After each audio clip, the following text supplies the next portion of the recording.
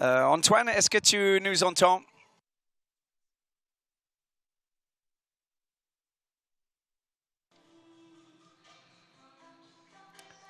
Testing, testing.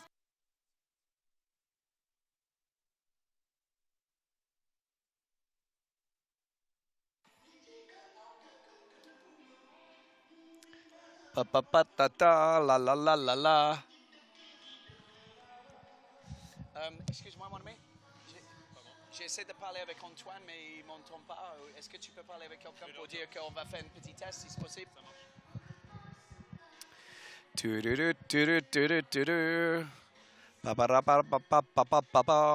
Testing, testing. Can you speak a little bit, John? Just put that on a second.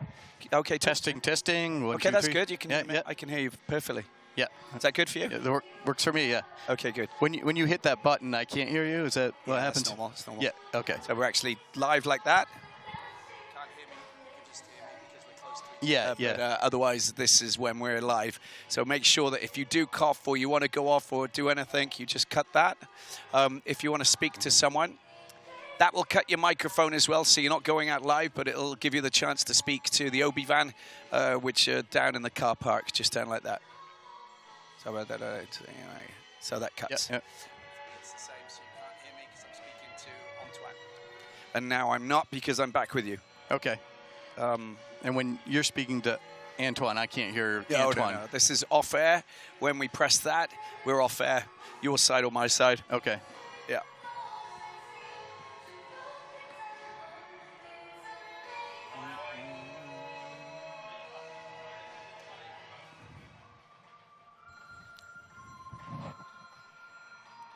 I'll tell you what we'll do before we get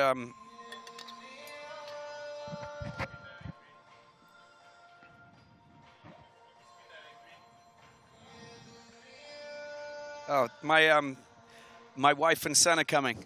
Oh, fantastic! Yeah, they said that they might come along. So I got a 9-year-old boy, and he went to do futsal football this morning. He's got a stage this week. You know, just a 1-week training camp, and then this afternoon. Oh. Oui, okay, super, merci, mon ami. And then he did basketball this afternoon. Oh, jeez. And it was got like, a lot of energy. Yeah. Yeah. Tell me about it. So they're now coming over here, which is a bit of a trek from where we live, but still, anyway. It's the futsal you said, is it with Paris FC? Or no, this is with Viking. So it's a Swedish guy who moved to Paris a long time ago, and he said, let's start up a football team. Oh, that's fantastic. Oh, it was,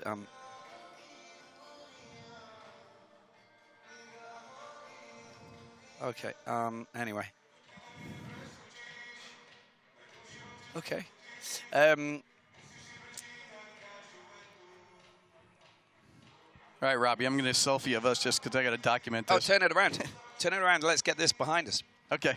That's probably a little bit better, but I will document it as well. Got it. Awesome. Sweet. I'll get one as well.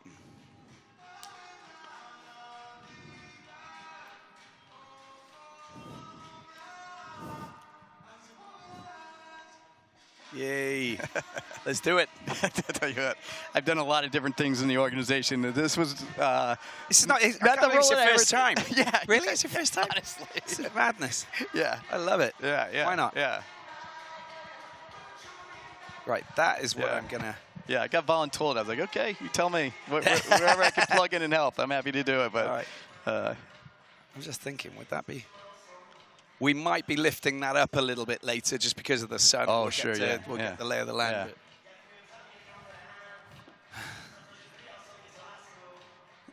I mean, we're handsome guys, but we're not on the TV at all, right? It's okay, don't worry about it.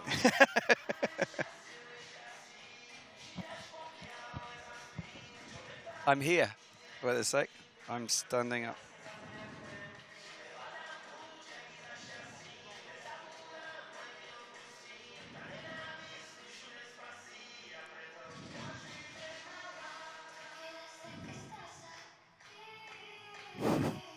Don't know if they see me. We're the only ones They're up here. They're actually here now already. I can't believe it.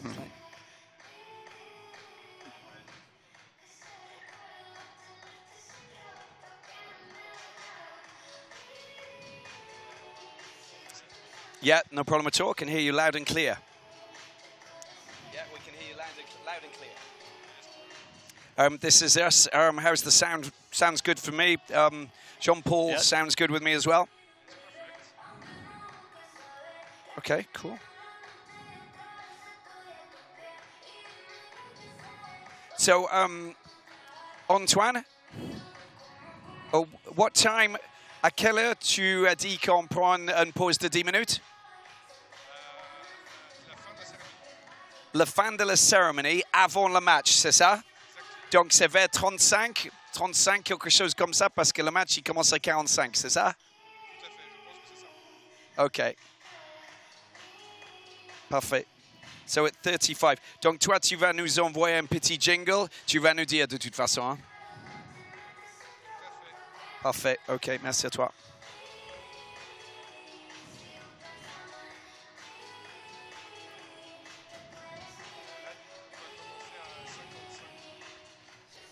Oh, dans 3 minutes. Et pas dans 8 minutes. Ok.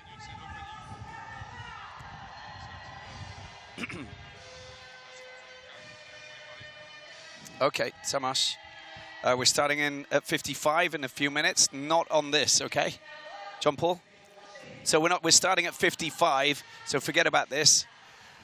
After the opening sequence in 3 minutes, so I'll do the opening and then and I'll introduce you, bring you in.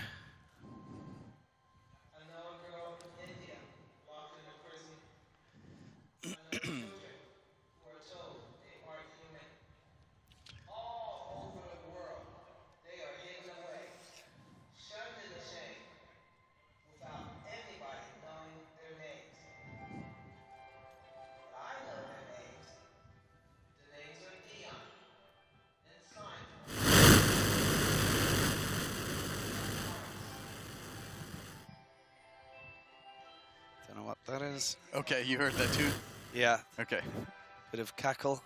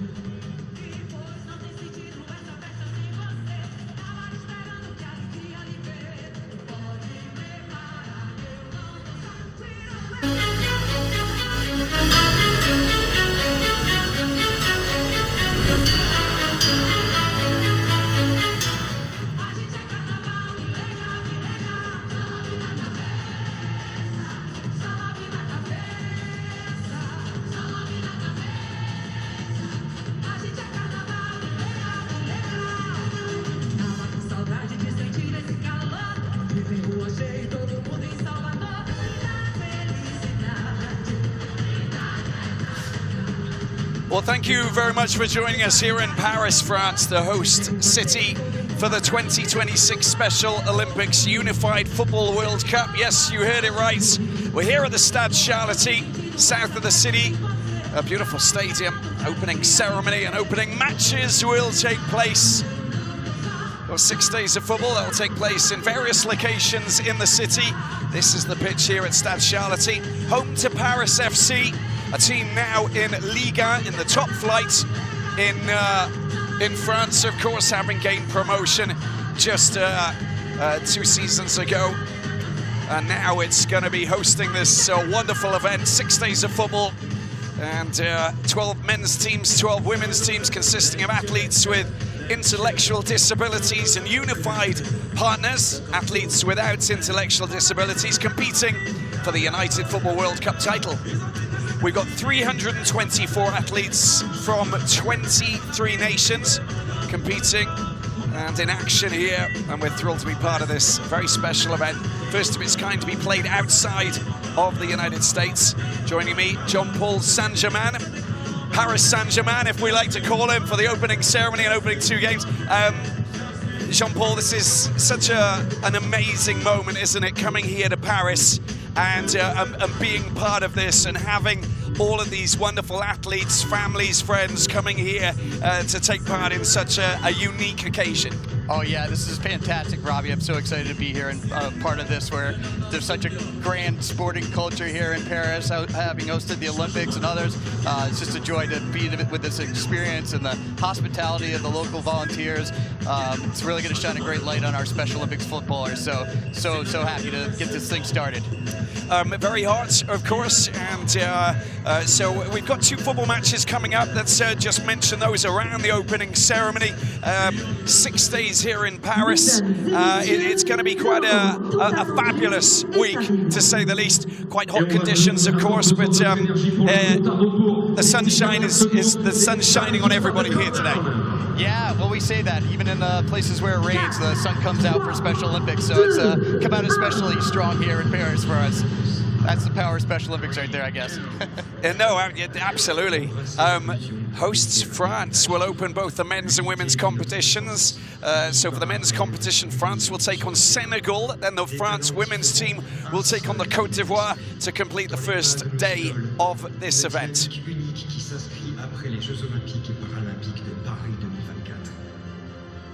And we've got 48 coaches, 500 families, 500 volunteers from all 7 Special Olympics regions coming to Paris, coming to France, not just for the football, but having the Special Olympics come here. You know, it really is quite a, you know, it's unique. It will allow all of these wonderful people from coming around from all corners of the globe to come here, you know, to the City of Lights and take part in this wonderful football competition. Yeah, it's a destination for sure, and all these teams have been working really hard to get prepared for this. They're trying to do their very best. Their parents and the family members at home are so proud of them, and just again, like, the opportunity to come and be a part of this tournament, and the camaraderie that they're going to have with all the other teams from the other countries. They couldn't wait to be here.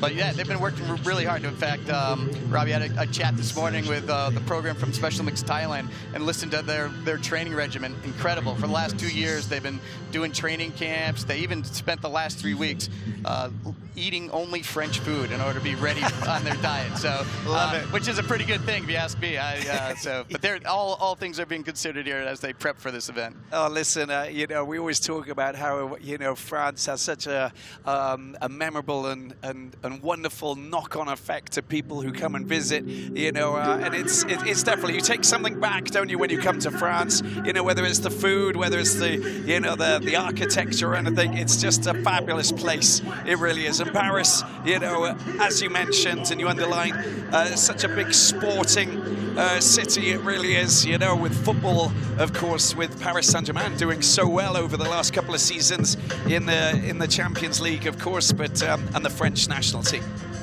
Yeah, big fan of PSG, as you can see, as you said, from my last name. It's nothing like going to a stadium and hearing 55,000 people chant your name, so. You're the lucky one. They don't do it for me. They don't do it for me. Yeah, and it's great. It's not too far away as well. You know, the Parc des Princes, where the likes of you know, Doué and Dembele run out onto the pitch, and I think that when you actually look at football, you always look at those players, you know, who have affected you in life. And I'm sure that, you know, the likes of Dembele has had an impact on a lot of these players as well, I'm sure. Oh yeah, these are their heroes, and you know, you'll see it in the play, in the style of play. That's what they're trying to do. They put on these national team kits, and they're all from the same tribe at that point. They're all footballers, and so this is a chance to replicate what their heroes have done. And this is going to be magical as well, because, you know, we're waiting for the teams and the delegations to come out, of course, and you know, it's going to be massive for them. You know, when you actually think about it, we're all human, and we all understand, you know, that if you get a chance in life to shine, you go for it. And it's, you know, this is extraordinary. So to be able to represent your country in any form, you know, of sport or whatever, you know, is a unique moment, right? Well, those guys are going through a really special moment right now as they get ready to come out here, because a little bit of nerves, a little bit of excitement, goosebumps, you know, just being the anticipation of being part of this event. I've seen it a few times myself. I just actually had an opportunity to participate in an event with my son, a unified soccer event, and going through that personally was unbelievable. So they're sitting there, they're ready to go, they're antsy and excited and nervous, all those things together right now. Well, you can see that this is already the start of what should be a very interesting opening ceremony, of course. We've got plenty of entertainment coming your way, not just the football, of course. And as you can see, we have the Enfant Sauvage show. And just to show you exactly, get a little bit of the acrobatic moves here.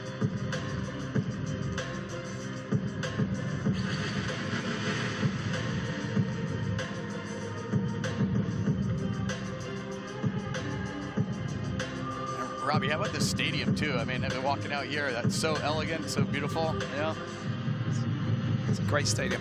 It's a great stadium. Stade Charléty, you know, they got a running track. The pitch is absolutely impeccable, well groomed and ready for some wonderful action, of course. But fans getting a little taste of what's to come, and just enjoying themselves here. We talk about the families that turn up, of course. You know, everybody's super proud of everybody who's taking part, who's you know, a member of what is a big family, really.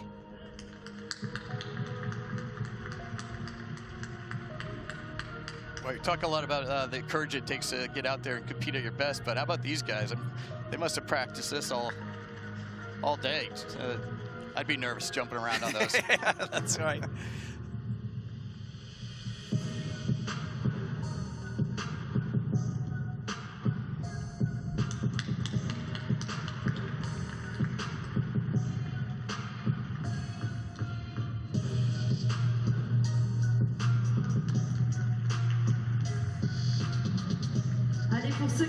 And of course, Paris being the city where parkour, you know, originated from, you can understand that there's also, you know, a lot of dynamic, very agile youngsters who feed off, you know, the buzz and the adrenaline coming out of this fabulous city. Yeah, I often thought that would be good training for some good cross-training for our footballers there. You know, a lot of creativity in the movement there, and just the way that they challenge themselves as opposed to be worried about the competition, to just be in awe and excite people with what they can do. It's pretty cool. No, it's really cool. Actually, you know, met the founder of parkour a few years back. It was pretty neat. Really neat guy.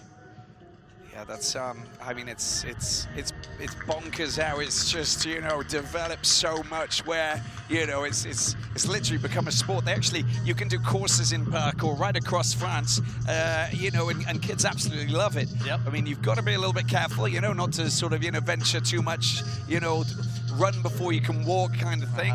But the use of mattresses, you know, in gyms and stuff like that, just to set up the obstacles, you know, these kids are turning into very agile athletes, of course, and then afterwards, I suppose the world is your oyster. You can do quite a lot of sport after that, you know, in different kinds of ways. I mean, you know, if you think about it, diving, you know, is something that you can, you know, take advantage of and become good at. Les enfants sauvages. Bravo. We'll be testing a French sooner or later, Jean-Paul. Okay, so just be careful.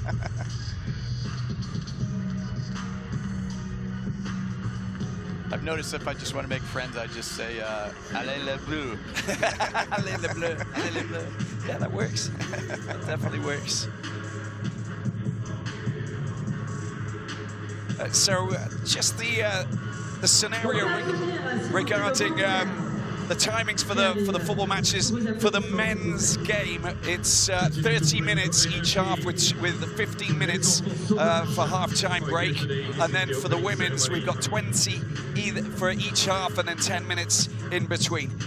There are lots of there's a lot of heat here in Paris this week, and of course I think that just taking everything into consideration, that's the setup for the two opening games tonight. Yeah, and important to note that the women's game is 7-a-side versus the men's, that's 11-a-side, so that's one of the reasons there's the time differences too.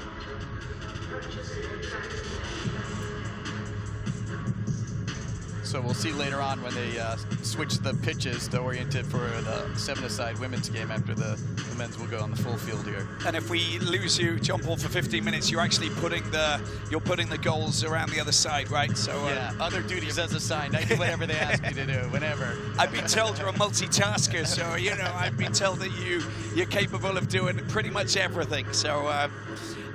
Yep, not too many jobs I haven't done in this organization. Au Stade Charléty de Paris, qui vous accueille pour cette cérémonie d'ouverture.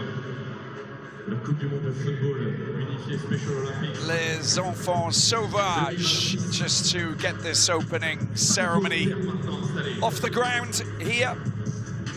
Special Olympics Unified Football World Cup Paris 2026. Of course, de plus en plus fort. On continue de taper dans les mains. On the beat with les enfants sauvages. Watch out! I think we are going to see some acrobatic moves here. Oh boy! Wow.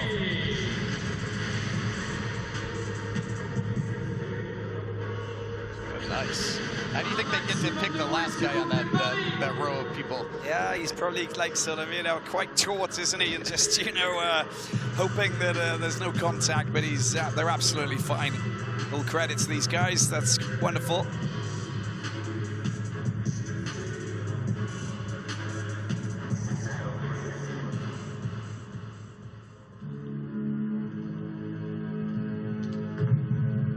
Wow.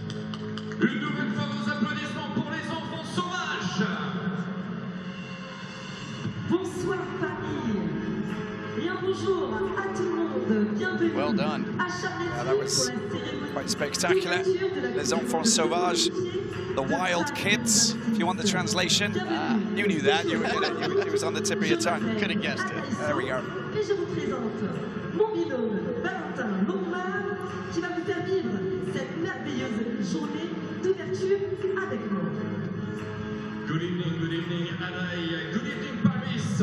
And a massive welcome to everyone, each of every one of you. This is the opening ceremony of the Special Olympic Unified Football World Cup Paris 2026. Well, the My name is Valentin Lombard. third edition of the Unified Football World Cup. Takes place every 4 years. The first two editions were held in Chicago, 2018, Detroit, 2022. And the first time on foreign soil here this week, here in Paris, France. Alors j'espère que vous êtes prêts parce que la soirée a débuté par une prestation incroyable des enfants sauvages. On peut encore les applaudir, s'il vous plaît. Tonight we celebrate the incredible power of inclusion, unity, and world-class sports. Kicking off this evening was an incredible performance from Enfants Sauvages. Give it up for them. One more time, we can give a warm round of applause to Les Enfants Sauvages.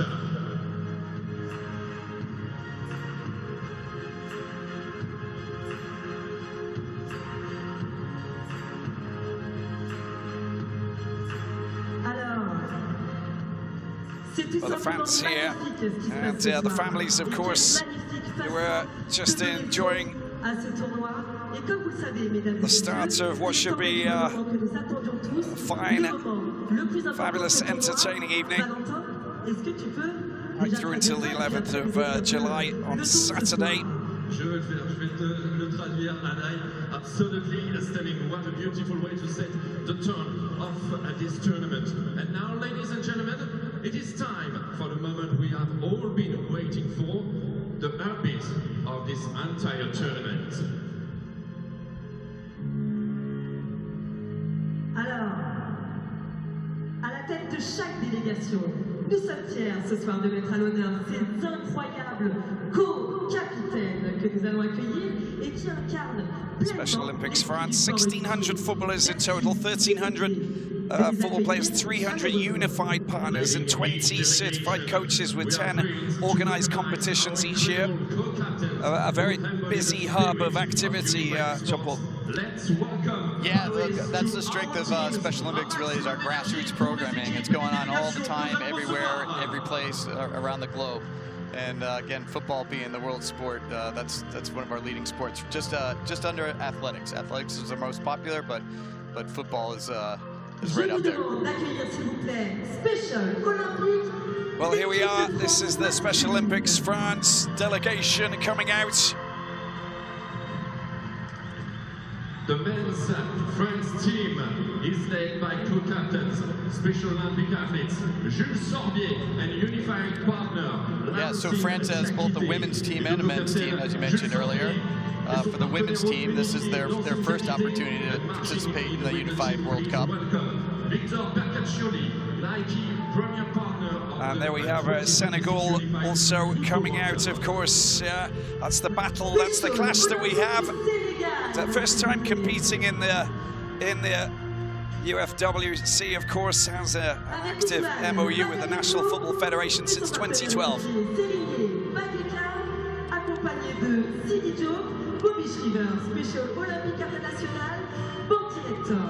Yeah, and Azerbaijan also the first time competing in the Unified World Cup. It's great to see the continued interest in more programs.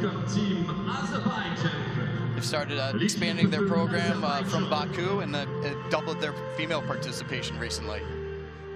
Team Azerbaijan is led by co-captain Special Olympics athletes Diana Agapova. Le co-captain Diana Agapova et le partenaire unifié, the unified partner, Laman Niftalieva. And marching in with the team, please welcome Rugar Beyounov, President of Special Olympics Azerbaijan. Brazilians are in town as well. Yeah, so the Brazilian, their women's team won the Division I silver medal in Chicago in the first edition of the Unified World Cup 2018, and the men's team won the bronze in Detroit in 2022. It's in their DNA, isn't it? Football is very much talked about, lived and breathed in the streets of all of the cities, every little corner of Brazil as we take a look at Canada now.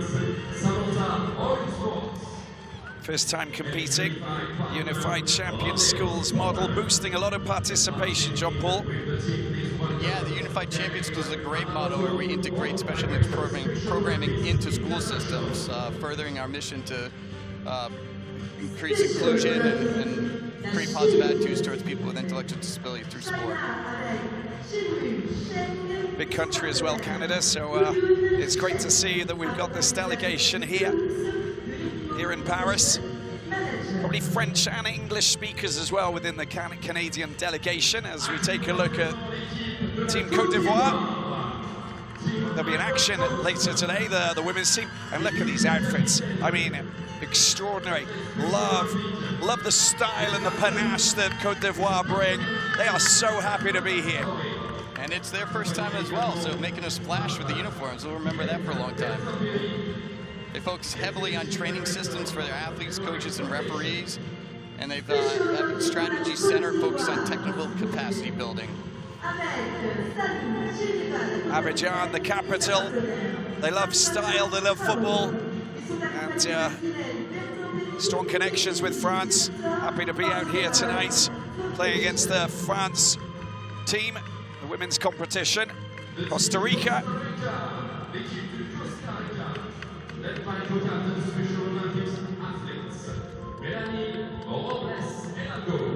Yeah, Costa Rica was a Division II silver medalist at the Unified World Cup in Detroit in 2022. Important to mention that we have different ability levels, so the teams will play into their different abilities. You'll see here 3 divisions competing for gold medals at the end. It's a unique part of Special Olympics that, regardless of your ability, we always try to create opportunity for a competitive environment. Ecuador are here as well, and Ecuador winners of Division I gold medal in Chicago 2018.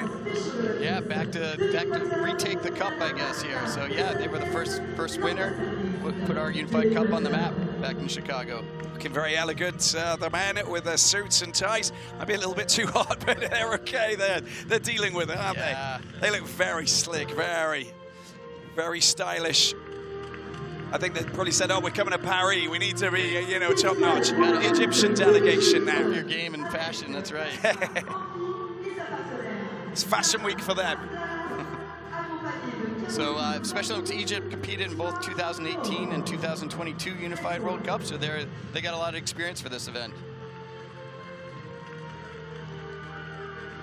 They've got a very strong collaboration with the National Ministry of Youth and Sports, of course, with all year-round training, good facilities. We take a look at the delegation from Spain.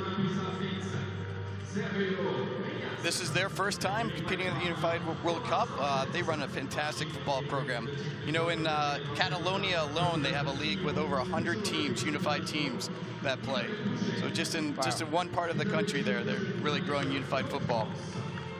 Yeah, big focus on coaching as well, certified coaches as well.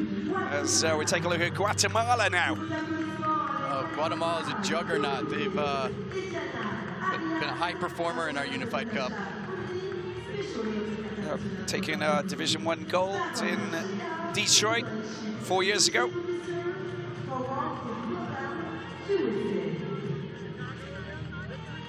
Yeah, they had an epic match against the USA in that final. It's one of the best Unified Cup matches I've ever seen. The team Special Olympics Hong Kong, led by co-captains Special Olympics athletes. Every moment being captured, of course. They want the selfies, they're filming each other. I mean, you know, you have to really, you know, just take the picture and just, you know, keep it as a special memory. This is going to be such a magical week for all of these delegations, all of these athletes. It really is fantastic. Yeah, got to be present in the moment for sure.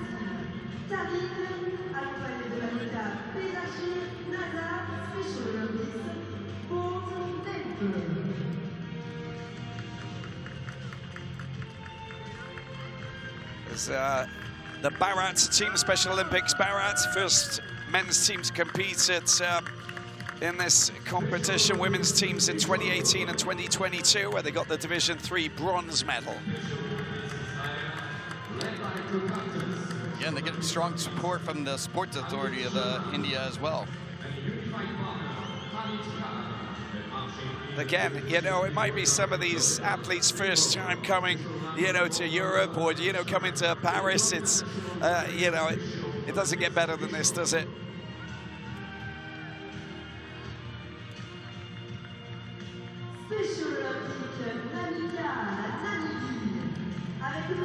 Southwestern Africa, Namibia, wonderful country, and they're bringing a lot of joy here to Paris. Yeah, and they're using this event to expand their unified soccer program from 7 to 10 regions by 2030. That's an ambitious goal.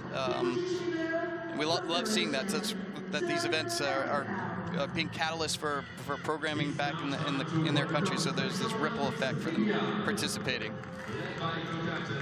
Special Olympics athletes, Azuri and Unified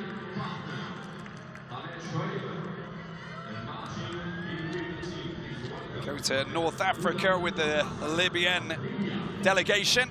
Yeah, another one of our first-time competitors in the Unified World Cup. They have a national unified football league too.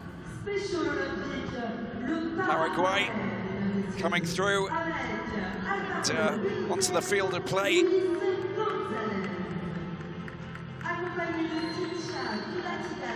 They're winners of the Detroit 2020 Division 1 silver medal. Yeah, they had a great match against Ecuador. I remember that one.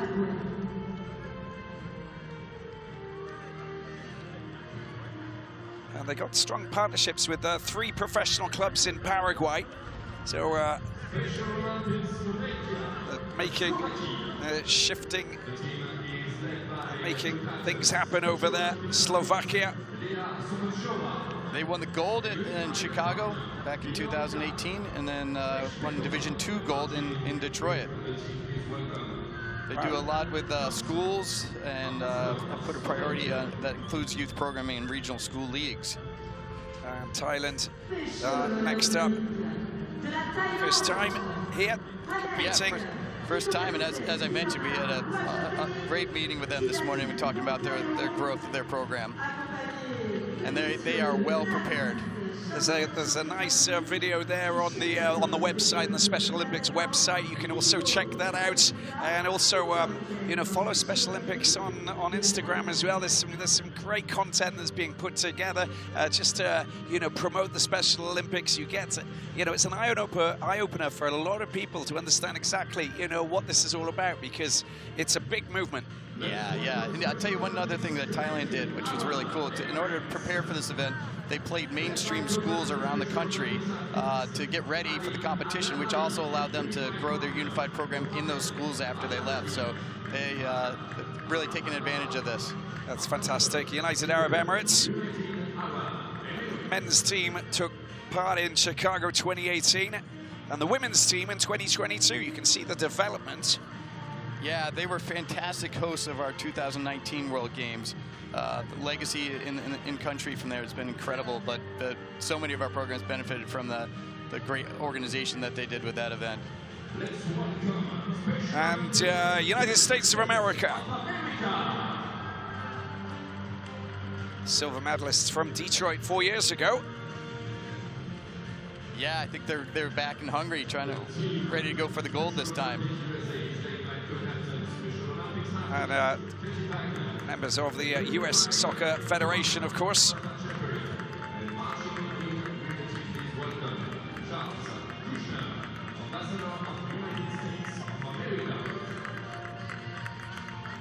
Yeah, they have a national initiative aiming to expand inclusive soccer in underserved areas.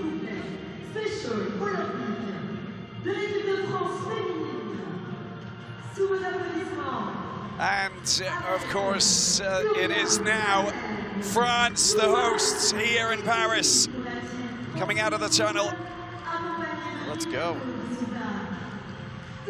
Allez les bleus, as you say. Allez les bleus. Allez les bleus. Okay, I'll keep working on my bleu. The women's team, of course, it's their first time participating in the Unified Football World Cup. And great to see the French Federation engaging to try to help us engage 30 clubs by 2030 here in France. I mean, is the top of the world right now of football, isn't it, in France? So having the FA involved with this is fantastic.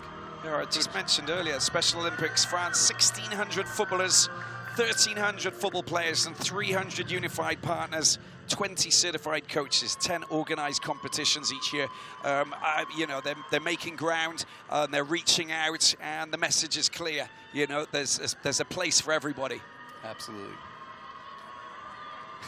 Getting a lot of credit, aren't they? The flags are being waved, and there's a lot of happiness as the delegations come out and just face the main stand here. Families and friends in present, and they'll be watching some fabulous football. The opening 2 games, of course. It's the France men's team who will come up against Senegal. and then the women's team will take on Côte d'Ivoire for this opening day of this Special Olympics Unified Football World Cup Paris 2026. Well, of course we've got a band. John Paul, of course we've got the band. The band plays on. We've got the Paris Fire Brigade band, and they are coming out. We've got some music that will be played. Just sit back, enjoy, because we are, and the sun is shining out here today on the Special Olympics for this opening ceremony.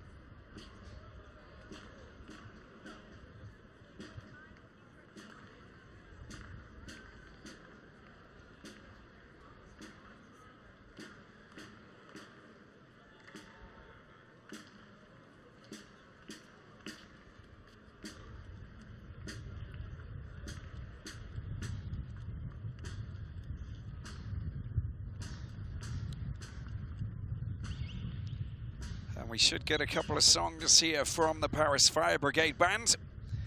They're going to be playing Miley Cyrus, Flower, and Dua Lipa, Don't Start Now.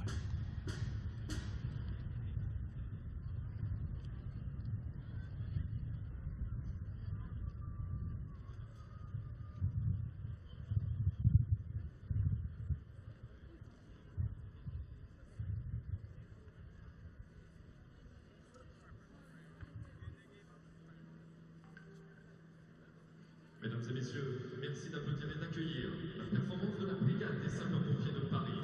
Special shout-out to the la brigade des sapeurs-pompiers de Paris.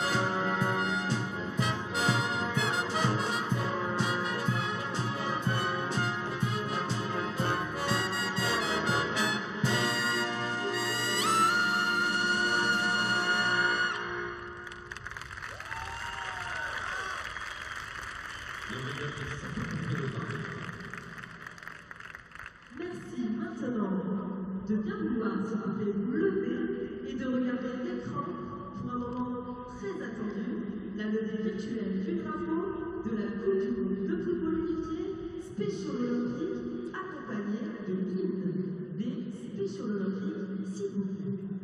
Now please rise and focus your attention to the screen for a very special moment, the virtual raising of the Special Olympics Unified Football World Cup flag, accompanied by the Special Olympics anthem.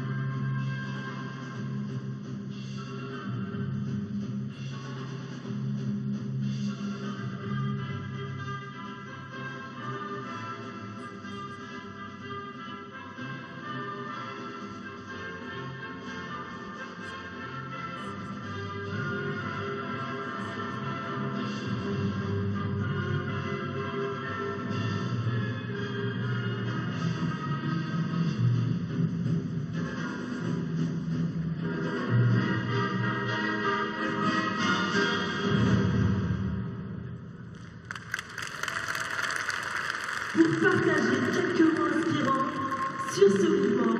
C'est un immense honneur de vous présenter Margaret Turley, messagère mondiale, sergent Schreiber des Special Olympiques, accompagnée de Monsieur le maire de Paris, Monsieur Emmanuel Grégoire.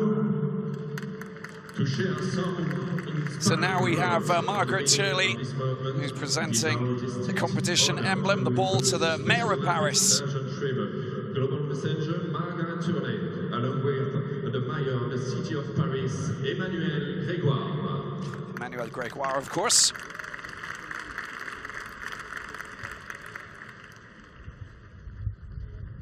Good evening, everyone.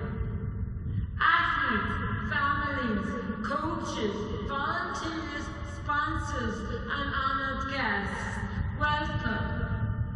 What an incredible feeling it is to finally be here in Paris for the Special Olympics Unified Football World Cup.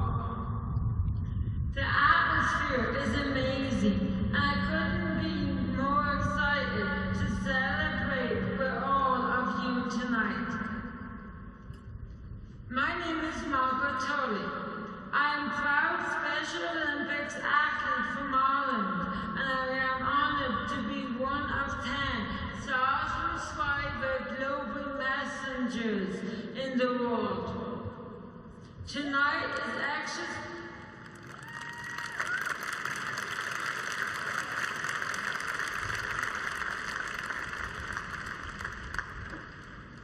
Tonight is extra special because we are making history.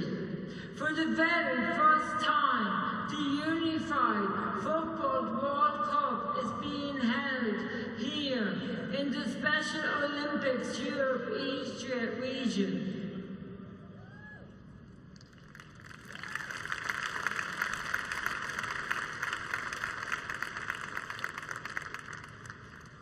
That is something we can all be proud of. And what a wonderful city to host this event. Paris has welcomed us with open arms, and these venues are simply incredible. A huge thank you to the local organising committee, our sponsors, and every volunteer whose hard work has made this unforgettable event possible.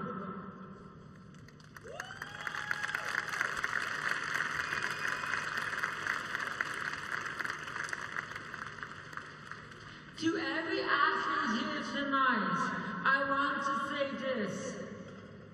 Be proud of yourself. Enjoy every moment. Support one another and let your light shine. You have earned your place here, and we are all so proud of you.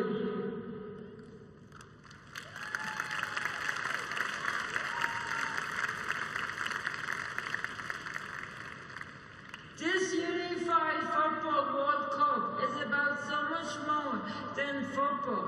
When athletes with and without intellectual disabilities compete together as teammates, they show the world what inclusion really looks like.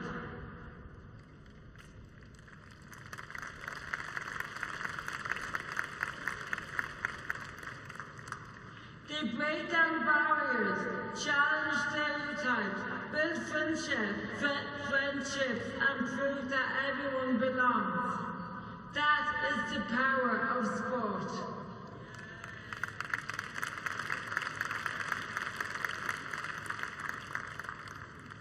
So over the next few days, play with passion, support one another, respect your opponents, and make new friends.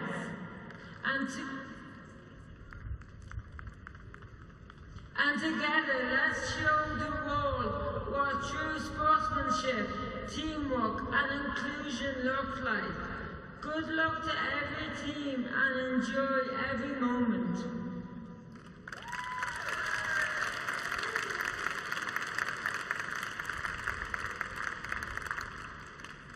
Before I finish, I would like to present the official symbol of the Unified Football World Cup, the Special Olympics football, to the Mayor of Paris as a token of our gratitude for your warm welcome and your support in making this event so memorable.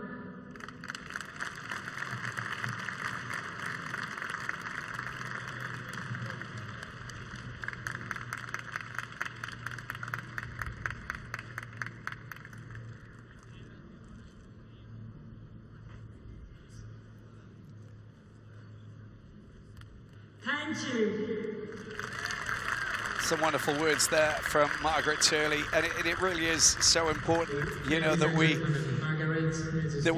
underline the importance of these key words. And we'll listen to Emmanuel Grégoire now, Mayor of Paris. I would like to say how much Paris and France are proud to welcome the first Special Olympics United Football World Cup. It's a great pleasure and honor to welcome you in Paris.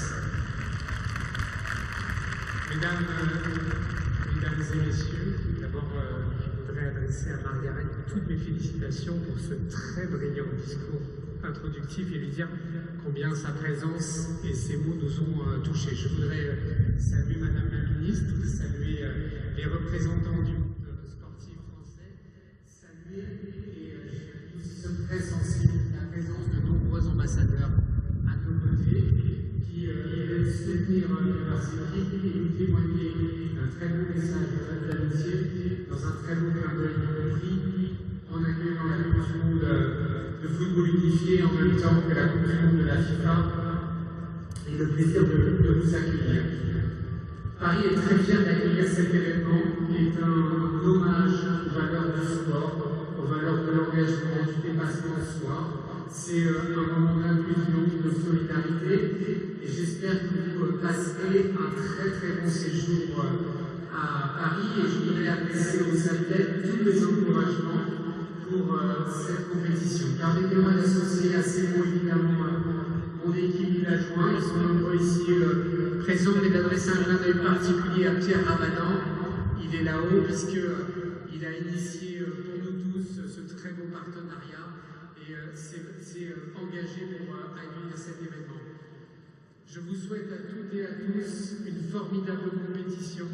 Merci beaucoup de nous avoir fait l'honneur de choisir Paris pour accueillir cet événement et dire dans quelques instants la fierté que Madame la Ministre et que Monsieur le Président du comité d'organisation lance officiellement les hostilités. Welcome in Paris, good luck to everyone, good luck to all athletes. To say that we love you, we are very proud to welcome you here and enjoy your stay in Paris. Thank you very much. Merci Margaret, merci à Monsieur le Maire. The newly elected Mayor of Paris, Emmanuel Grégoire, talking about solidarity, how Paris is very proud to welcome the Special Olympics Unified Football World Cup here to the City of Light. And a big thank you to the partners. Have a great competition, have a fabulous week, and it's an honor for us. And also talked about the delegation that welcomed the Special Olympics with open arms here to the French capital. Magical moments here, of course. Now we get the chance to welcome some of the athletes and coaches.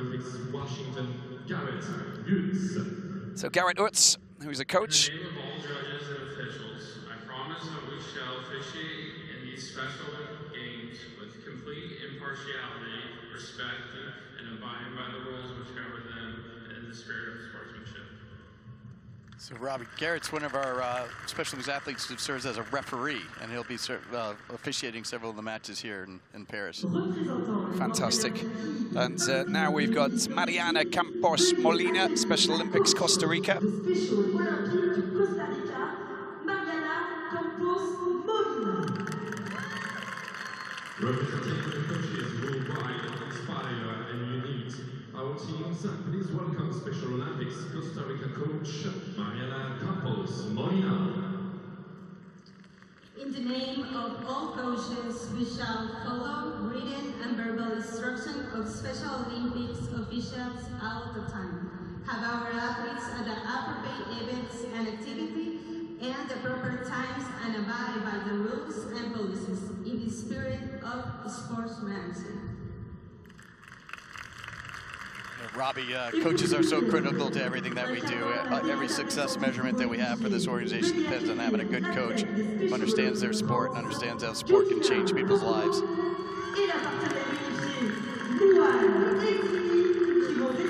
Now we have Jutina Boko, unified partner, and Loan Exili. Please welcome Special Olympics France athletes Jutina Boko and unified partner Luan Exili to recite the athletes' oath, and you can join them as they recite it together in English after.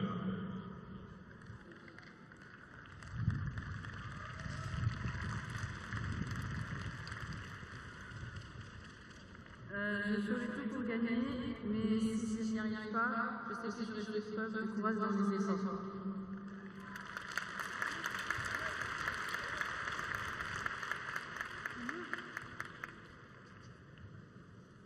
Let me win, but if I cannot win, let me be brave in the attempt.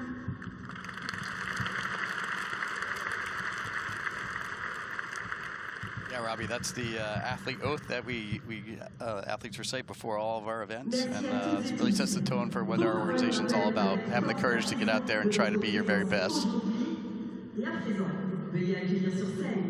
Le président de la Coupe de football unifiée spéciale olympique de Paris 2026, Monsieur Jacques The president of the local organising committee, Jacques Rivoal.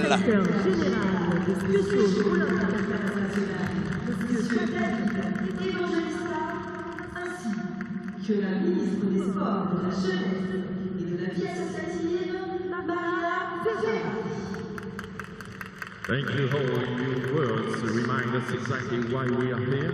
And now please welcome on stage the Special Olympics Unified Football World Cup Paris 2026 President Jacques Rivoal, accompanied by a Special Olympics International CEO David Evangelista and the Minister of Sports, Youth and Community Life, Minister Marina Ferrari.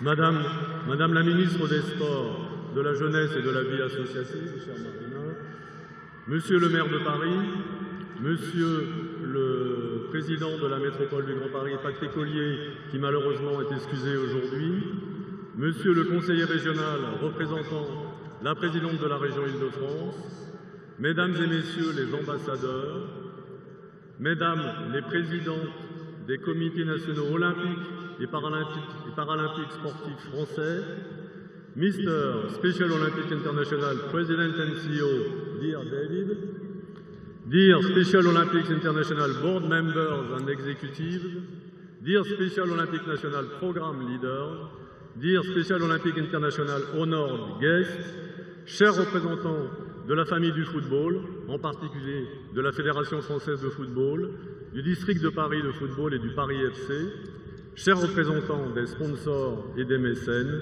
chers amis de la famille Special Olympic France, and above all, dear players and coaches of the sport team, this night and the 5 days to come are yours, because this cup is yours in one of the most sustainable and inclusive metropolis worldwide. C'est une grande fierté que Special Olympic International ait choisi la France pour organiser pour la première fois de son histoire cette 3e édition de la Coupe du monde de football unifié, cet autre mondial, celui de l'inclusion et de l'unité.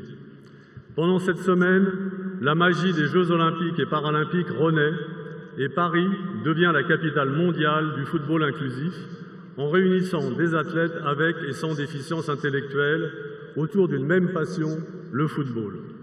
24 équipes féminines et masculines venues du monde entier se retrouvent pour partager bien davantage que des matchs. Elles partagent des rêves et une vision commune d'un monde où chacun a sa place. Cette responsabilité nous oblige. Obligation d'offrir à la communauté spéciale olympique le meilleur de l'expertise de la France terre privilégiée d'accueil de grands événements sportifs internationaux. Obligation de ne pas se contenter d'une fête, mais construire dans la durée un héritage sur tout le territoire, en aidant au développement des pratiques inclusives dans toutes les disciplines et en offrant en complément des programmes de santé, des programmes éducatifs et culturels, amplifiant les impacts positifs du sport. Chers athlètes, vous êtes le cœur de cet événement. Par votre courage et votre esprit d'équipe, vous nous montrez chaque jour que les différences ne sont pas des barrières, mais des richesses. Dans un monde souvent marqué par les divisions, vous nous démontrez que l'unité est possible et que l'amitié peut dépasser toutes les frontières. Je souhaite remercier chaleureusement Spécial Olympique International, Spécial Olympique France, les autorités publiques, la ville de Paris, les fédérations sportives, les partenaires, les bénévoles et tous ceux qui ont rendu cette aventure possible. Une mention particulière pour Pierre Dejoux, le président de Spécial Olympique France, qui a été à l'initiative de cette candidature. Et également à Julien Colette, son directeur général, qui dans l'ombre est l'artisan efficace de toute l'organisation. Je remercie également les familles dont le soutien quotidien accompagne chaque athlète sur le chemin de la réussite. Dans les prochains jours, il y aura des victoires et des défaites, des émotions et des exploits, mais le plus grand succès sera celui que nous remporterons tous ensemble, faire progresser l'inclusion et changer les regards. Chers athlètes, au nom du comité d'organisation, je vous souhaite à tous et à tous une merveilleuse Coupe du Monde de football unifié spéciale olympique Paris 2026, que le sport nous rassemble et que cette flamme de l'inclusion continue d'éclairer notre avenir commun.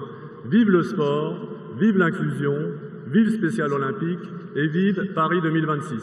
Merci. As the president of the local organising committee, Jacques Rivoal, just underlining the importance and wants Paris to offer the Special Olympics the best ever moment possible, develop a heritage of inclusion and share these magical moments.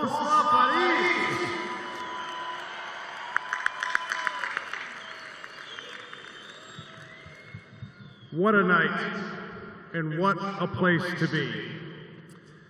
I have remarks, I may stick with them or I may not, so if there is transcription, I apologize. Let me start by thanking Honorable Minister Ferrari for being here with us. For recently elected Mayor Gregorie, thank you very much for joining us. To our entire local organizing committee, to my colleagues and friends, Jacques, Julien and Pierre, JB, to the team, we did it. We did it. It is a great honor for me to speak here tonight to address all of you as President and Chief Executive Officer of Special Olympics Movement, but more importantly, I address you as a lover of football.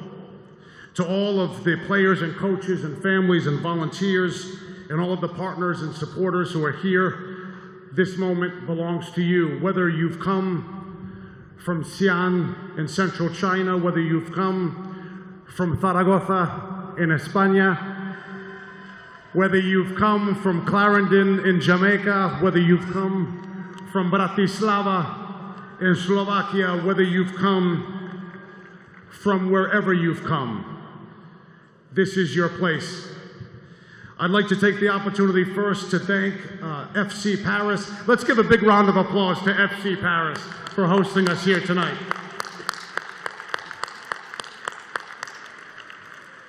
I'd like to thank all of the partners here, and I hope I get all of them right.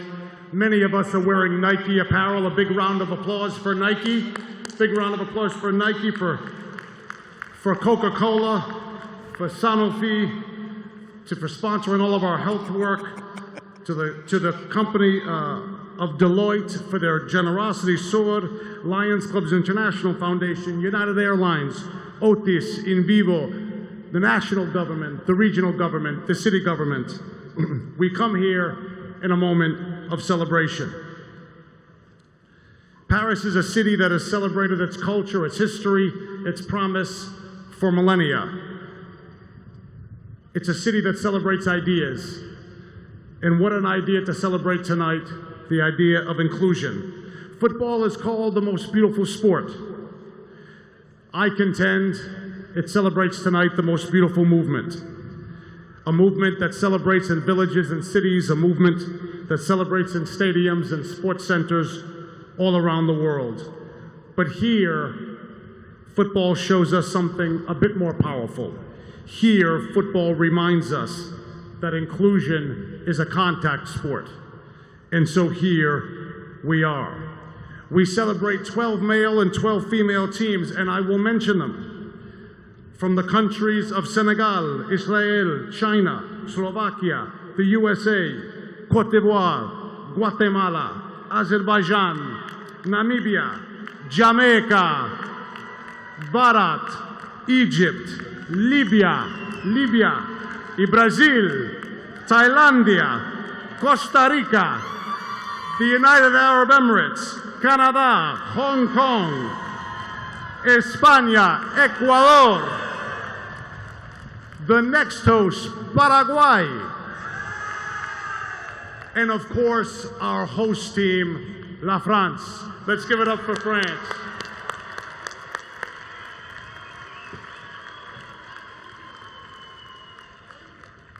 I'd like to take this opportunity also to recognize all of the Special Olympics International board members that are here tonight with us. In particular, I'd like to thank Bobby Shriver, who has been one of the architects of so much of our international work. Many of you, coming from nations from all around the world, are direct beneficiaries of Bobby Shriver's work and leadership in our movement. I'd like to also thank Natalia Vodianova, one of our most supportive board members, who has been such a huge author of inclusion over her entire life. A big round of applause to all of the Special Olympics International board members. I'd like to also recognize in particular one of the most heralded Special Olympic athletes from all around the world who joins us here tonight, and I'd ask if she'd be so kind as to rise and be recognized. Loretta Claiborne, what an honor to have you with us tonight.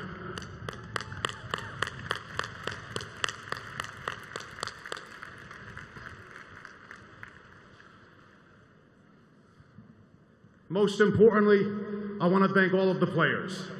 All of you have come here with a dream. Our movement makes dreams come true. All of you are the heart of Special Olympics. You are the reason why we are here. Every moment, enjoy it. Every play, play it with passion. Every time you win or lose, we support each other. Make memories that will last a lifetime. This time is yours. Or as they say here in France, this cup will be magnifique. And I take this great honor to invite the Minister of Sports, Community Life of France, the Honorable Marina Ferrari, to share some remarks and officially open our Unified Football World Cup. Minister Ferrari, the stage is yours. Merci, bonsoir.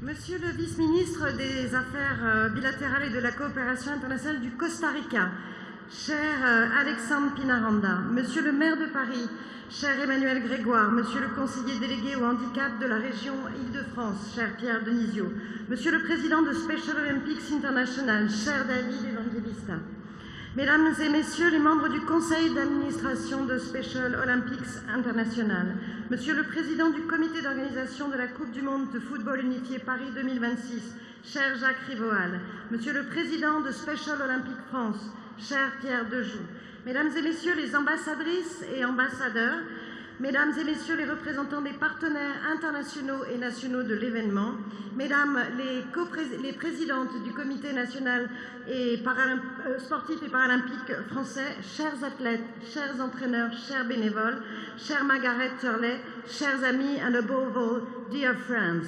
It's a great pleasure to be with you today. I am especially honored to officially open the Special Olympics Unified Football World Cup Paris 2026, a competition that carries a powerful philosophy. Je vais essayer de gagner. Mais si je n'y arrive pas, alors je ferai preuve de courage dans mes efforts. Ce serment des athlètes de Special Olympics résume une manière de vivre le sport. Je tiens à remercier Special Olympics International pour la confiance qui a été accordée à la France en nous choisissant pour accueillir pour la première fois la Coupe du monde de football unifié Special Olympics. Vous nous faites un immense honneur. Cette confiance distingue la France comme une terre de grands événements sportifs internationaux, mais elle reconnaît surtout notre aspiration, celle d'être une nation sportive qui considère le sport comme un droit, un outil d'émancipation, un vecteur de santé, d'éducation et d'inclusion. Et c'est aussi, je le crois, dans cet esprit qu'en juin 1962, Eunice Kennedy Shriver, fondatrice de Special Olympics, ouvrait son premier camp d'été pour des jeunes en situation de handicap intellectuel. Depuis, partout dans le monde, Special Olympics démontre que le sport change des vies.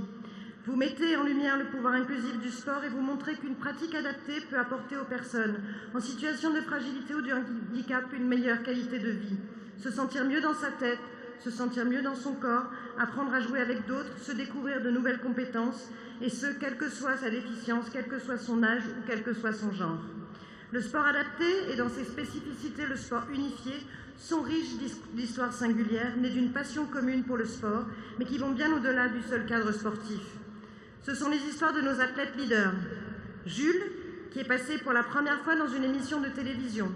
Jutina, que vous avez vu, qui veut devenir pâtissière, ou David.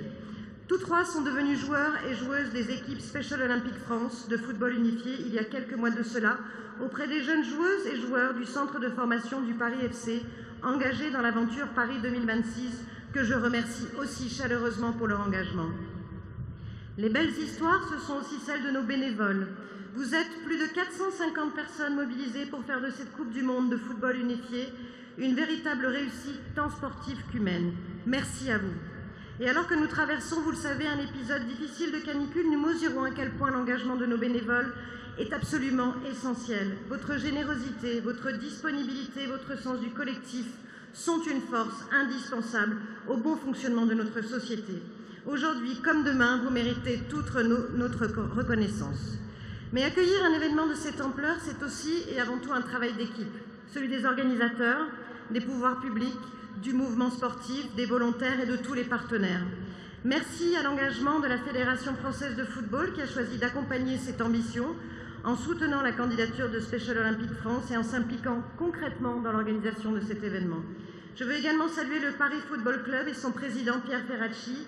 Là encore, son soutien est concret et déterminant, en accueillant les athlètes dans son centre sportif d'Orly et en mobilisant leurs joueurs et joueuses aux côtés de l'équipe de France de football unifié. C'est grâce à des partenaires aussi engagés que la Fédération française et le Paris Football Club que cette Coupe du Monde pourra être une grande réussite sportive. Mais les acteurs centraux de cette Coupe du Monde, ce sont bien évidemment vous, les joueurs et les joueuses, à qui je souhaite une très belle compétition. Alors en conclusion, chers amis, dear friends, parce que le football est le sport le plus universel, la Coupe du Monde de football unifié Special Olympics Paris 2026 est porteuse d'une promesse d'autant plus féconde que l'inclusion vient avec l'engagement de chacun et de chacune.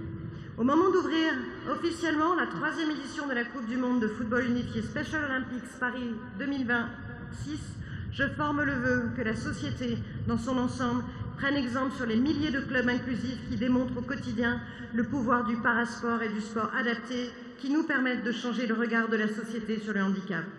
Chers amis, je déclare donc avec grand bonheur la Coupe du monde de football unifié Special Olympics Paris 2026 ouverte.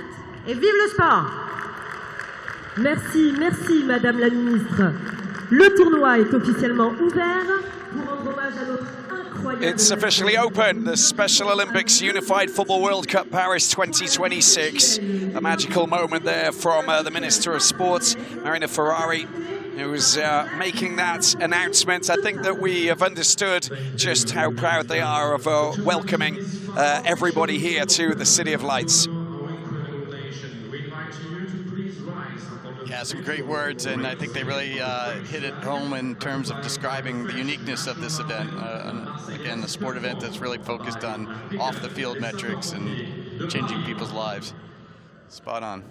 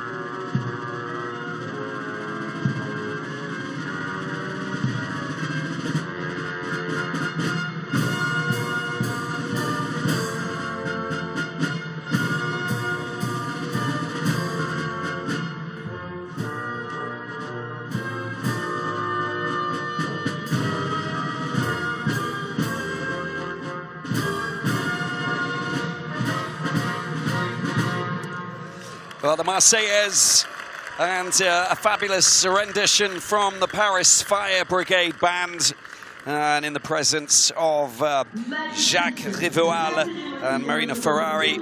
And of course, great to see the man himself, David Evangelista, the Special Olympics CEO, of course, John Paul.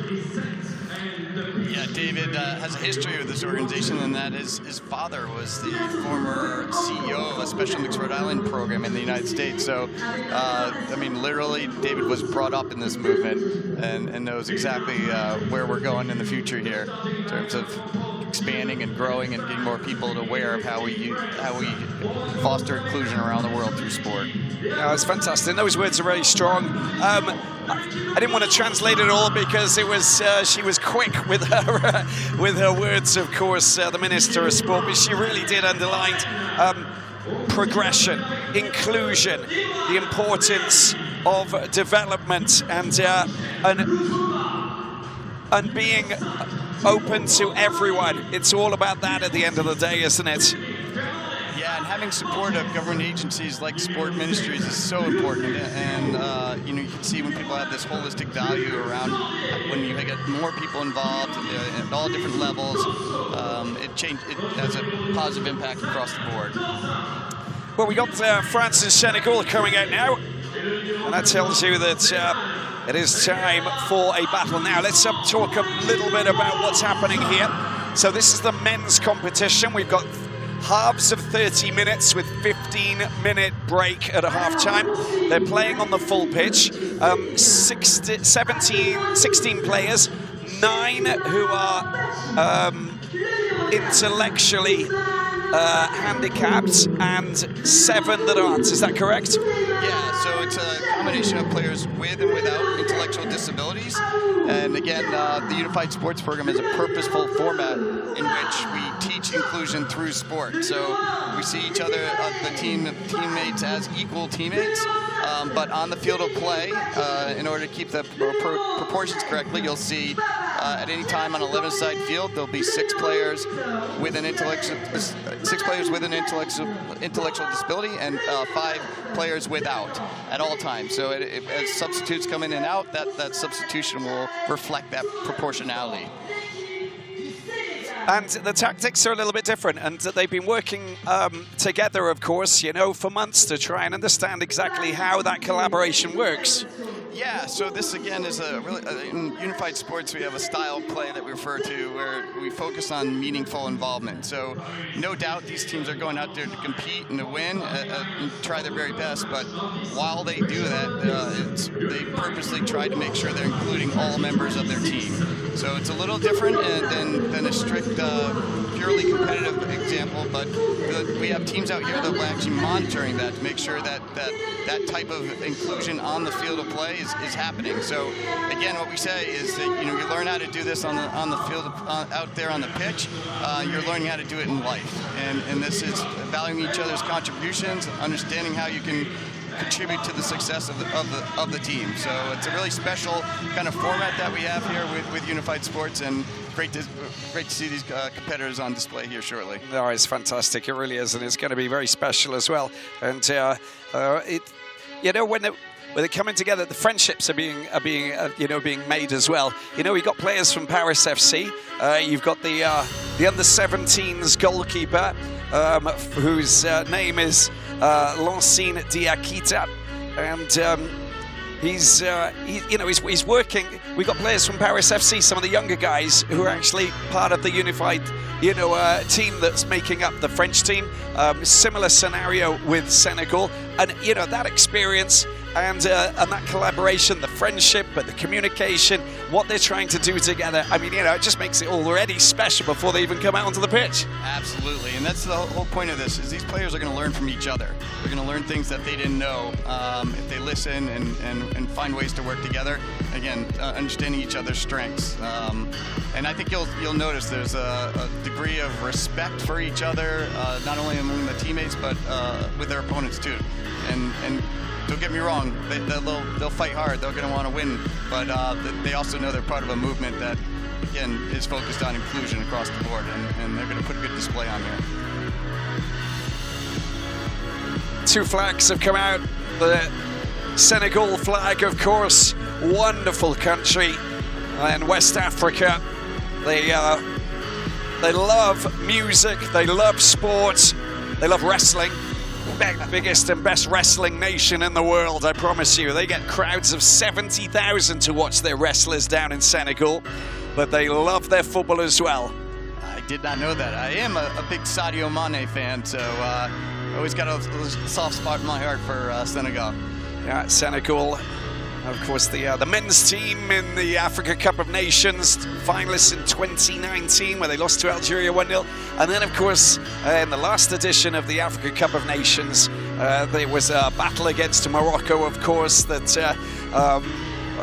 became a little bit controversial, of course, but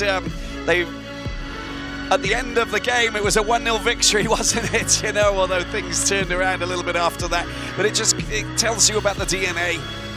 The West Africans, they love their football. Senegal, a rich history of football, and they will be very proud, these players here, to come to Paris and take on, their hosts in the opening game for the men's competition. It couldn't be better than this. No, absolutely, and isn't that what we love about sport? Nobody can write the script. It happens in front of us.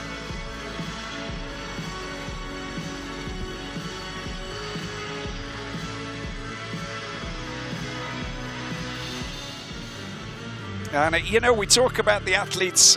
It's not just about the athletes. This the Special Olympic movement and this unified football World Cup, Paris 2026. The staff, the officials, the families, and the volunteers. And I think that we need to take a look at that and just understand that everybody who's here today and who's going to be taking part in this competition throughout the week, are playing an integral part in a very special week of sporting action. It's not just about sport, it's about inclusion and participation. Yeah, you think, we'll see as these games get going. I think the buzz will just get going as people understand what this event is all about. I've seen a lot of volunteers who come back again and again after they volunteer for their first Special Olympics event.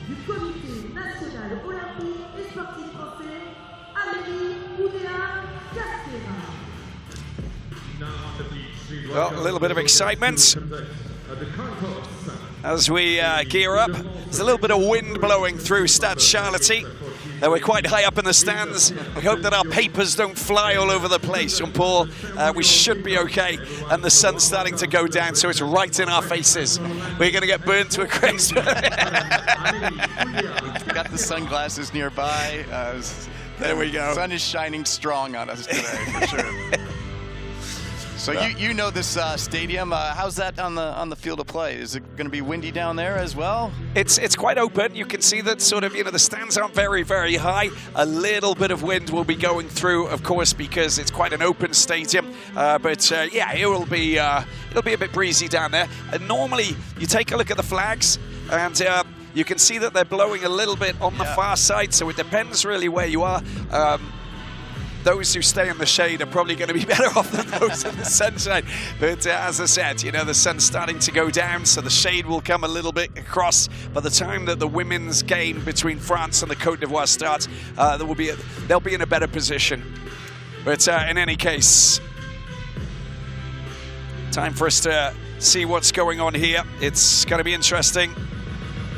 And Jules Sorbier is the captain, who's for this France team. And an interesting story, because at the age of 12, he said, I'm giving up football because people are mocking me. And then he came back and found himself becoming a member of this special Olympics French team, because he got the support and he believed and he got the confidence, and look where he is now. He's wearing, he's holding the flag, he's got the number 9. He very much is such an important player, but they're all important, and that's the kind of story that you look at and you say, you can do it. You know, you've got to believe, you get the support, and you know, this is what you can get out of, you know, believing and having the right people around you. This is where it should be. Absolutely, what a special moment for him.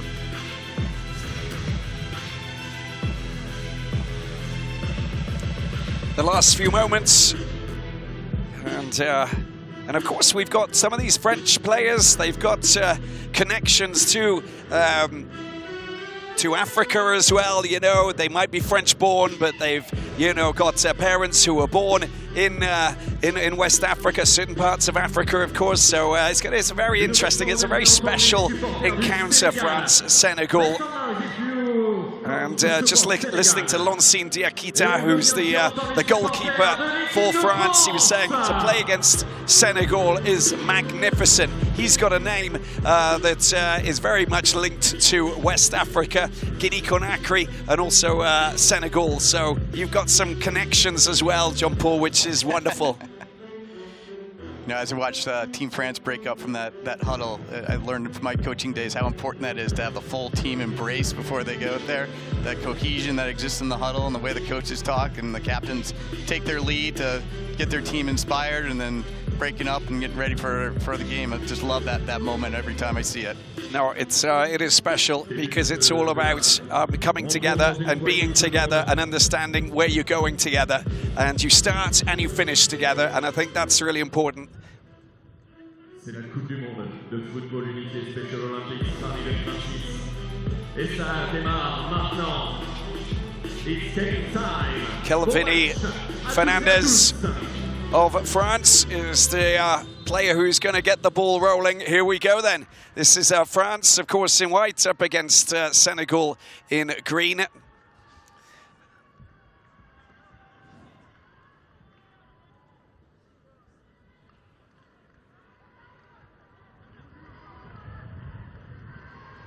And France just passing the ball around, long ball. Was gone way up towards the goalkeeper for Senegal.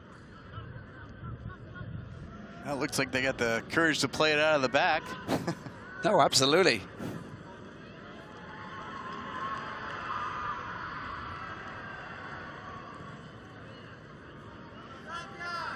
France in the midfield. There's Youssef Serou. Bit of a battle taking place. The flag's gone up. A little just sneaking into an offside position. Everyone's got to get their first touch here and work out the nerves a little bit, don't they? 100%. It was, of course, the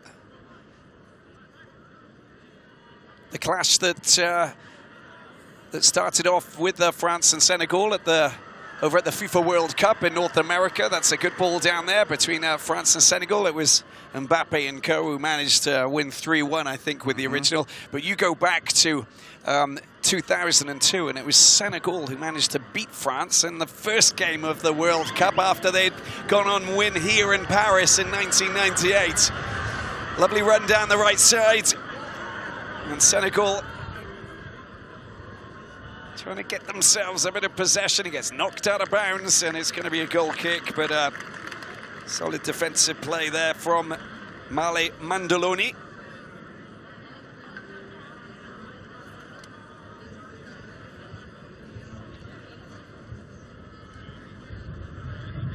So again, you can understand that the makeup of the two teams is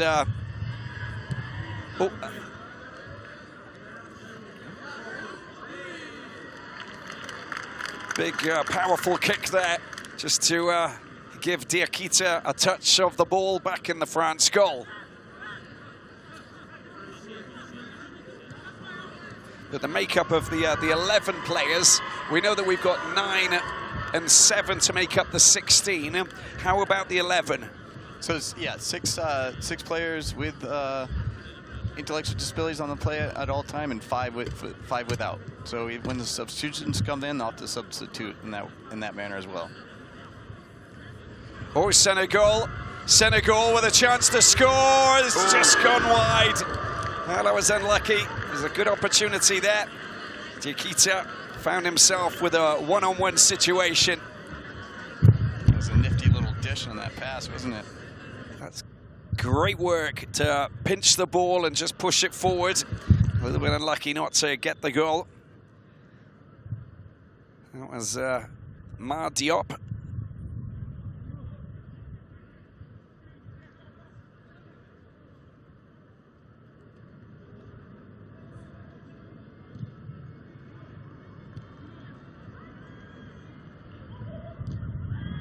Picked up by France down the right side, and a good darting run here as Dorzan goes down, and that will be a free kick for France. Suddenly Dorzan. Good acceleration there down the right side. Look at this challenge.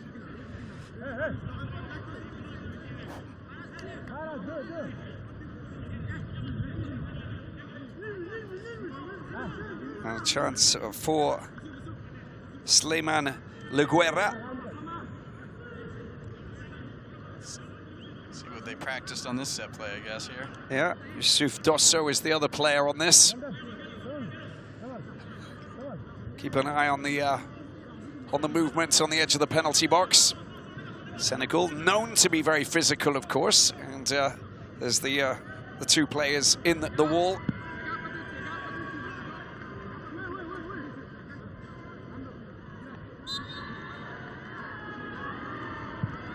Oh, he's gone straight up towards goal. It's taken comfortably there by the Senegal goalkeeper.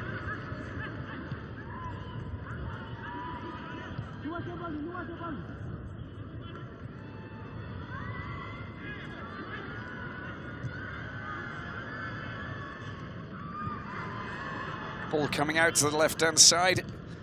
And Senegal pumping the ball up. The flag stays down. This is a golden opportunity for Senegal to take the lead. There's a player to the right-hand side. Oh, fabulous goal. And goes for the corner. And there is Senegal, who take a 1-0 lead. The salute follows. And a fabulous effort. It's a good header, wasn't it? Comfortably took it down, and then afterwards took the bounce, keeps it in front of him, and as calm as you like, to the left side of the goalkeeper. But that kick caught out the French defence in a big way. Showed a lot of composure there, didn't he? It's a lot of time to think about that.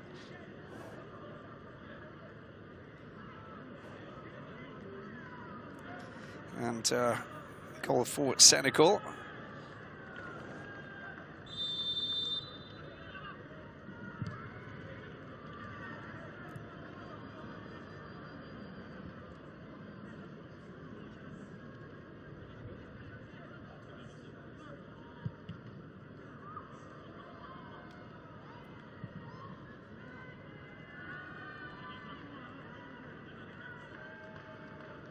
Throw in for France down that left side.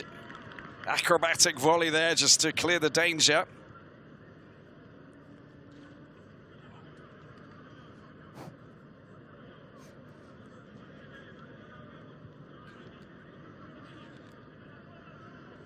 And throw in again for France as they look to try and get an equaliser.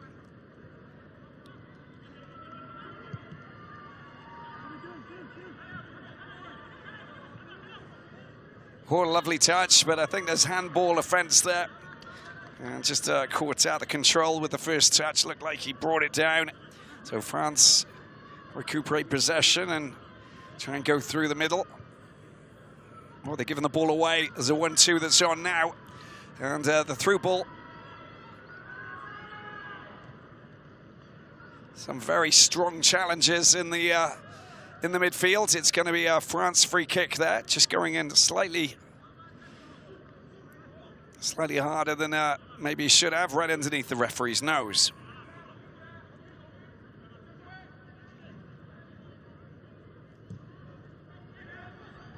Well, that's a very well taken free kick over to that far side and a chance for France, but again, they're just marshalling very well at the back, the Senegalese defense.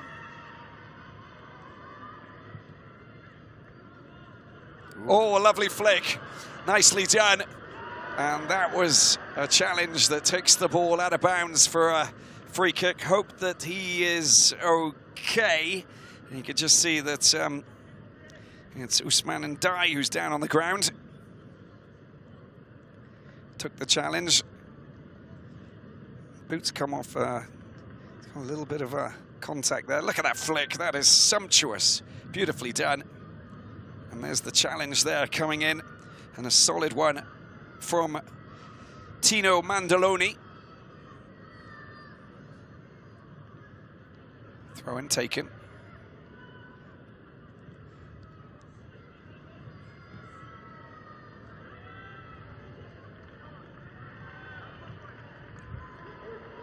Well, the shot going high up into the sky, but taken well by Lancine Diakita, the goalkeeper for France.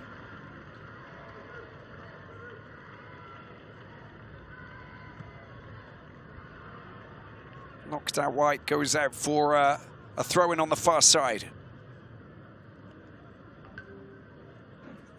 Jean-Paul just gives us a chance to just, talk about the nations that are here, the development of, the football, but also, what's behind, all of the hard work behind a team is essentially, the importance, that tries to build up and create such a positive knock-on effect for the Special Olympics teams. Tell us a little bit about that.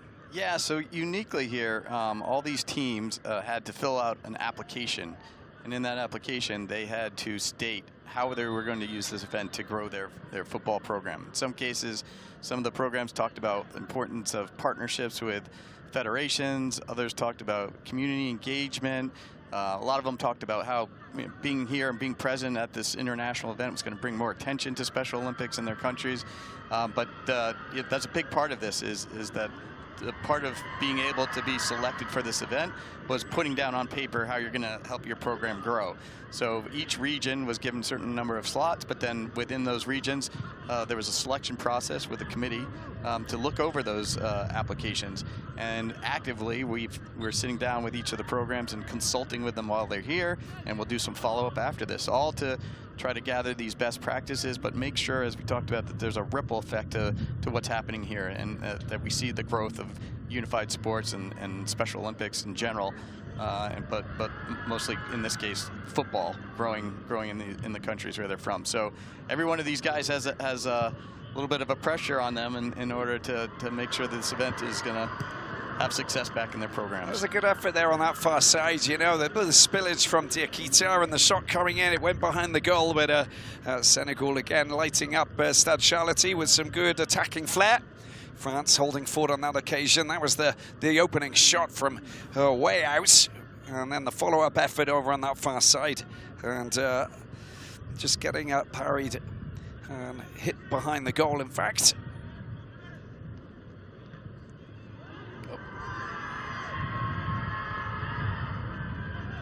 Some good sweeping at the back from Senegal.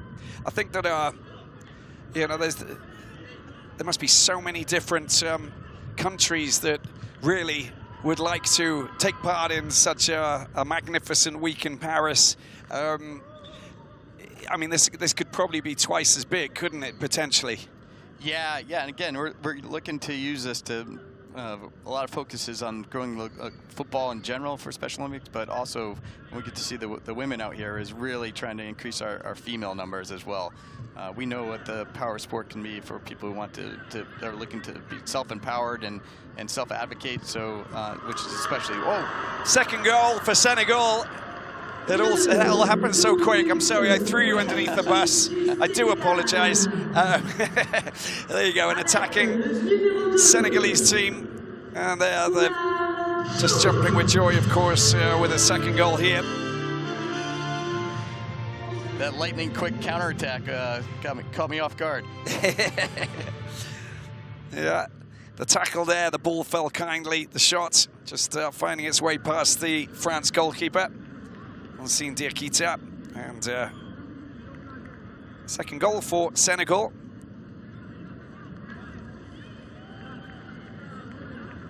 "12 minutes and 52 seconds played here at Stade Charléty. Sun starting to come down low, so great for the football players on the pitch. Not so great for us in terms of the sun hitting our faces, but we'll deal with it. That's right.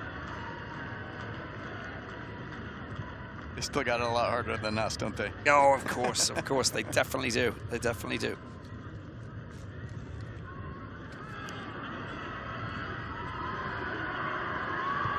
France on the attack.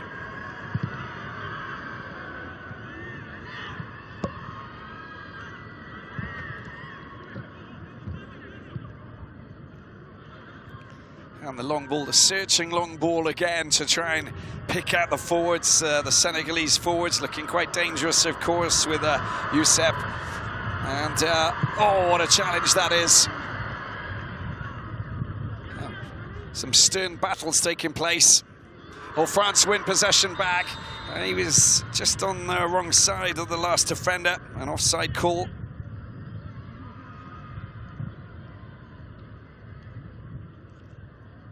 I like France's organization, though. I think they're going to grow into this game if they can figure out how to contain that lightning strike counterattack. Yeah, a little bit tighter at the back, maybe, in the defence, but they've also got to lock down the midfield a little bit more as well, because the passes that are going through are coming through the midfield. So it's defending in a more of a tighter block, but.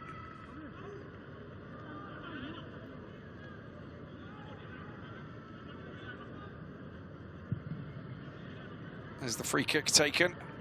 Quite happy sending those searching long balls up high into enemy territory. There's the Malimondoloni clearing the danger.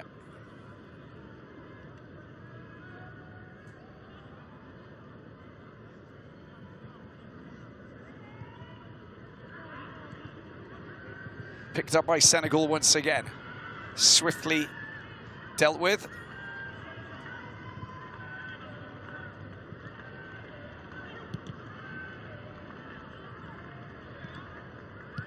Like the control, and hit firmly upfield and back to the Senegal goalkeeper.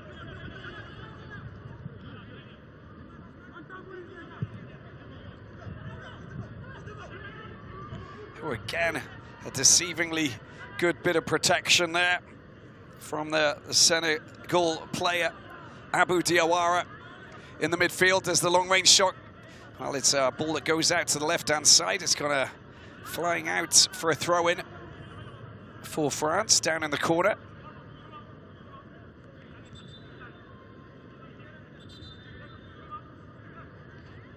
Is that a good example of the wind down there? That send that sideways. Yeah, no, I did definitely. You know, you try and produce a thumping shot. The wind will kind of direct it, but it's a little bit blustery, isn't it? It's like sort of, you know, blows up and then all after it just calms down. But you know, we get quite a lot of strange winds coming across France. We got different winds coming from the Sahara, the Sirocco. We've got the Mistral from the south, of course, and I think we've got it's going to be a water break here because it is very hot out here today, and everybody deserves a little swig of water. We don't want any incidents just because of the weather, of course. But interesting 17 minutes so far. Yeah, now we're seeing sort of the hydration breaks become part of the game now. What are your thoughts on that? Some pros and cons, right?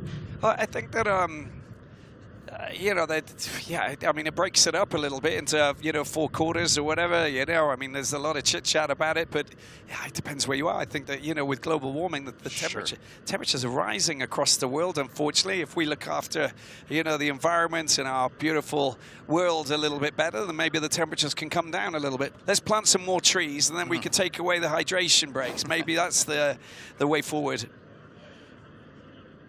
Yeah, of course. Always player safety comes first, and no doubt that this is a need here. It's as we keep saying, it's quite toasty. So that's number one. But I do think sometimes there's advantages, like here. You know, we can talk a little bit more about the players, talk a little bit more about the game that's happening. A little time to reflect. You know.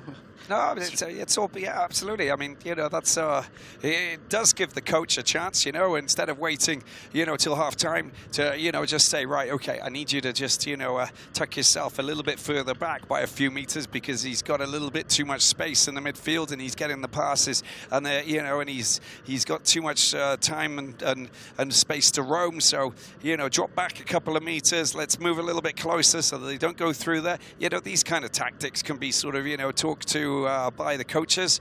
At the same time, you know, you're losing a little bit of rhythm. So Senegal won't probably like that because they're used to these temperatures. You know, down in Dakar and, you know, in Casamance and Saint-Louis and, you know, down in Sally, etc. For France, they'll be going, okay, now we can chat a little bit and talk tactics and try and sort this out because, you know, the tighter the midfield, the more complicated it'll be to, you know, just thread those passes through. Yeah, it'll be interesting to see, like, across the game, like, what's the preferred type of coaching style? You want the tactician who can take advantage of these, or the motivator? And later in the game, I suppose a good motivator could really get the guys fired up out there. I think my tactics are I'm going to have to slap a bit of sun cream on my face because I tell you, this is really, really hot. I will be like sort of, you know, looking pretty much like the same color of the jersey as the linesman and the referee, I think, pretty soon, which is not a good thing. Might be able to help you out there. It's okay, I got my own, don't worry. I am absolutely serious, but I'm glad that you're in the same boat as me. This is a public health advertisement for sun safety. Can't believe we're doing this in the middle of commentary, but you know, we've got to protect ourselves, right? Everybody's being protected here. Okay, so back out of the hydration break, the water break, the little moment. France at the back, trying to organise themselves, and it's been picked up once again. Senegal with a shot that's gone a little bit wide. But danger again.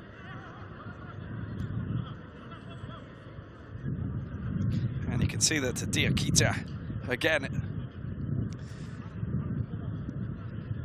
Need to tighten that down. There's a little loss of possession coming from Sleiman Laguerre.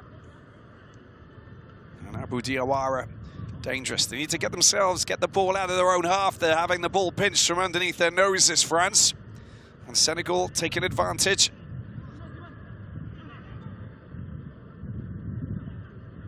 That's a good challenge, little touch there just to get rid of the ball. Coming in from Diaminabi.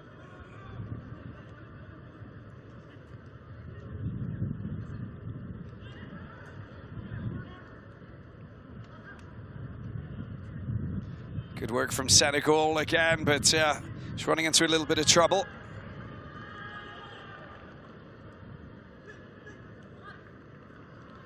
That's going to be a foul. A little bit of contact from behind from Sadner Dorzan. While I put my sun cream on, you can have a little bit of a chat, John Paul, with yourself if you like. Yeah, I tell you what, I'm pretty impressed here with Senegal keeping up their press in this high heat. Be interesting to see if that carries over into the second half as well. But they look inspired out there.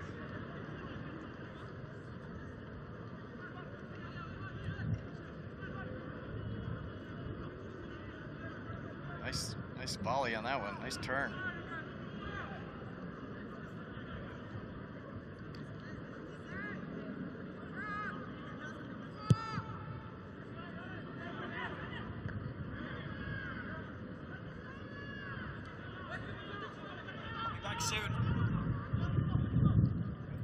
Oh, here we go. Oh, another offsides. Pass was there. It's good thought, good probing up on the attack there. So what position do you play, John? When I played, I was a midfielder, so attack-minded. I like the teams that press. Good at distribution, creative. That's it. Quick decision making. Just like today. Yeah, gotta be smart. Put on the sunscreen right away. Don't wait. I'll be back soon.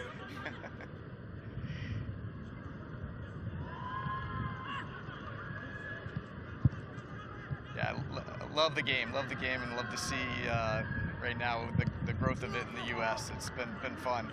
I used to tell my son growing up, the only soccer I could watch would be Bundesliga matches in German, tape delayed for a month, and now it's on every TV, everywhere, all the time. Yeah, so, no, it's so fun. You know, it's I think that MLS has also helped. I think, you know, with some of the franchises, you know, starting off in LA with some of the big players coming over and you know, playing their part in soccer over in the stateside. But you know, there's a lot of clubs that have been working really hard over a long period of time. It just hasn't had the attention, has it? Yeah, exactly. The youth numbers have always been there, but keeping some of these top-level players in the sport versus choosing other sports where it can be more profitable has always been a little bit of a challenge with the athlete pool. But the U.S. team's doing really good this year. A lot of high hopes for them. Little match tonight. Yeah, 2 a.m. here. Yeah, I know. Tell us about it. I mean, it's been quite complicated, I must admit. Trying to see, you know, we got Spain, Portugal tonight, I think.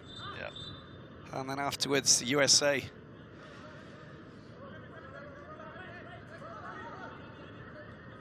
Well, I wouldn't have it any other way. Opportunity to watch this soccer all day here, and some good matches that night too. Yeah, there we go. Oh, that's nicely done. Just ghosting past his marker. And the challenge on the edge of the penalty box. The referee says no foul. And France walk away with possession. And it's been picked up by Dorzan. And he's lost possession again. Lovely little touch there. Can't quite clear the midfield, though. And again, Senegal looking very dangerous. He's surely offside. Yeah, it's not going to count that goal. It's a good finish. Fine strike, but the flag went up. Needed to go himself rather than get the pass out to the right-hand side, I think. France on the attack down the left-hand side now. And a chance for them to get the ball over to the right-hand side. I think they had Sadner Dorzan, who was on him all by himself on the right side. Couldn't get the ball across. Player down once again.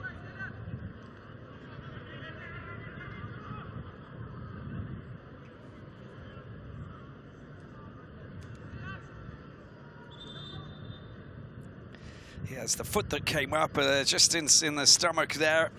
A little bit of contact, enough contact to you get to feel that. And that was the offside call. Just sneaked away a couple of meters, a couple of seconds too quick. A fraction of a second too quick. Yep. Game of fractions of seconds and centimeters, right? Exactly, yeah. That's what it comes down to at the end of the day, isn't it?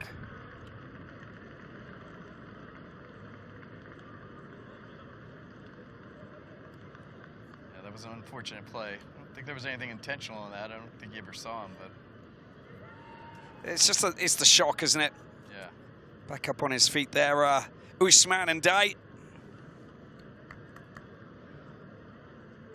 When the contacts, when you're playing football, and then all of a sudden you get winded, or you get, you know, there's a strike there. You feel pain initially, you go down, and then afterwards, you know, you take a couple of deep breaths, and sort of, you know, normally you're okay. You get back up. A little bit of treatment on the side of the pitch and he'll be absolutely fine. And what, 3.5 minutes remaining in this first half. Good for the medical crew, get their first touches too, right? There we go, there we go. Get everybody involved. You know, don't just want to be itching to get on, you know, you want to... Oh, a little punch out. There's a chance there, the attempted lob and the header going out for a corner there from... Tino Mandoloni.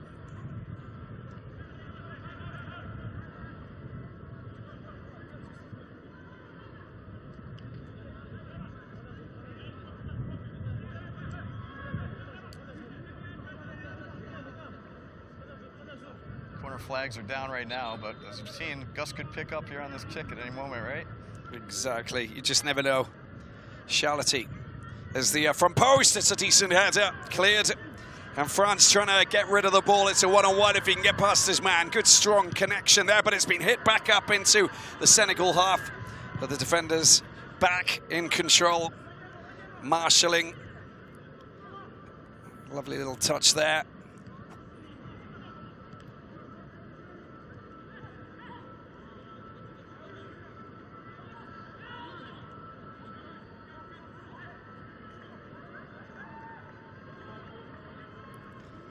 It's well organised at the back, Senegal.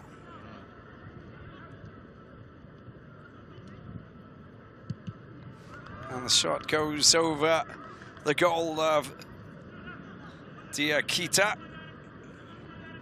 Showed a lot of confidence on that one, didn't he? Oh, they're very... look at that, it's a beautiful volley, isn't it? Yeah. Just couldn't quite keep it down. Got to get your knee over the ball. You can see he's falling backwards, so it's always going to go slightly upwards. You get in front of it and drive through, then he'll keep it down and send it in the right direction. Easier said than done, of course, with a little bit of wind thrown into the mix. Oh, good ball out to the right-hand side. Senegal on the attack once again. Trying to get past his man. That's great defensive work, that really is.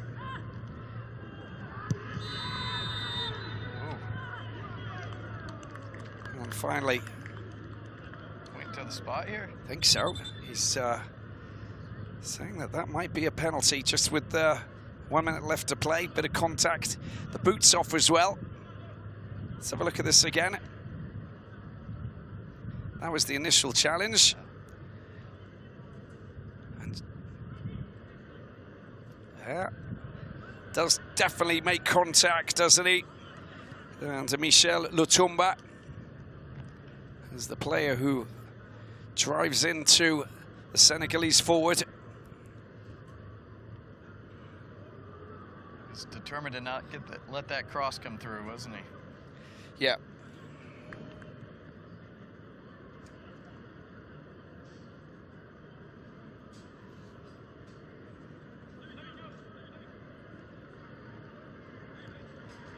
Well, again, we just want to make sure that the players are okay. And boot will go back on.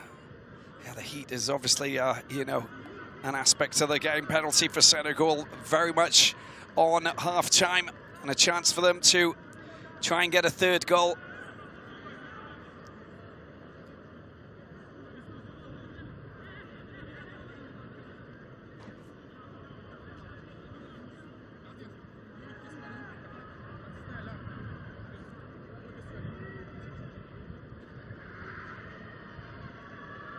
Seen Diakite trying to keep this one out. On the right foot. Oh, driven down into the left-hand corner, and Senegal take a 3-goal lead. And that's a fantastic strike there from Naby Diame.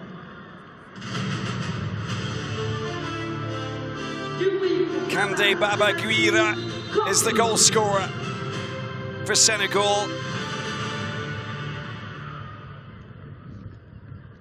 That's a great penalty, isn't it? It was. That was not his first PK ever taken, that's for sure.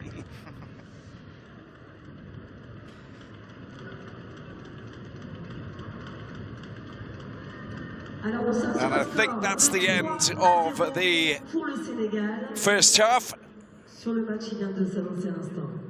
It's the so tough giving up a late goal like that right in the first half. You know, 2-0 lead, going to the second half, one at a time, and get it back, but that's a tough one. It definitely is.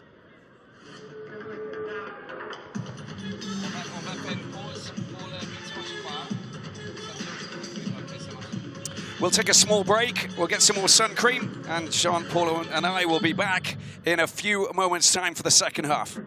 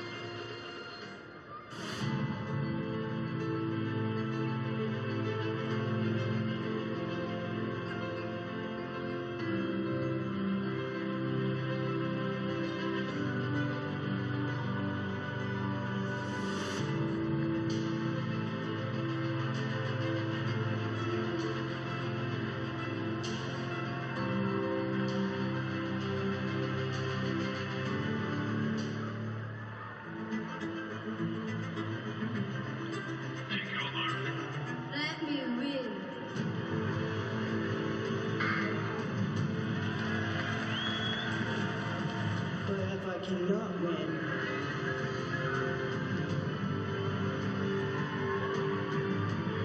Let me be brave in the attempt.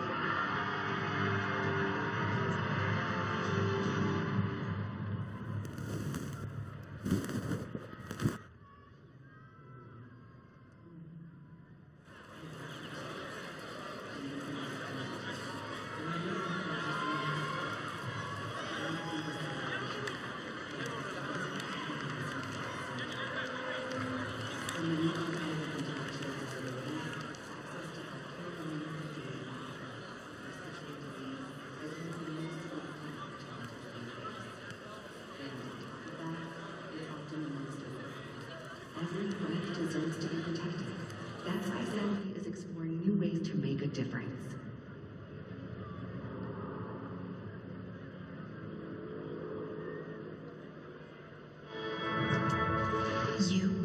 You were there before any of us. You nurture us, cleanse us, refresh us, connect us. You are a lifeline. But do we truly value you? Do we truly appreciate your essence? We want to. We have to. We're right. Sword. Mission water.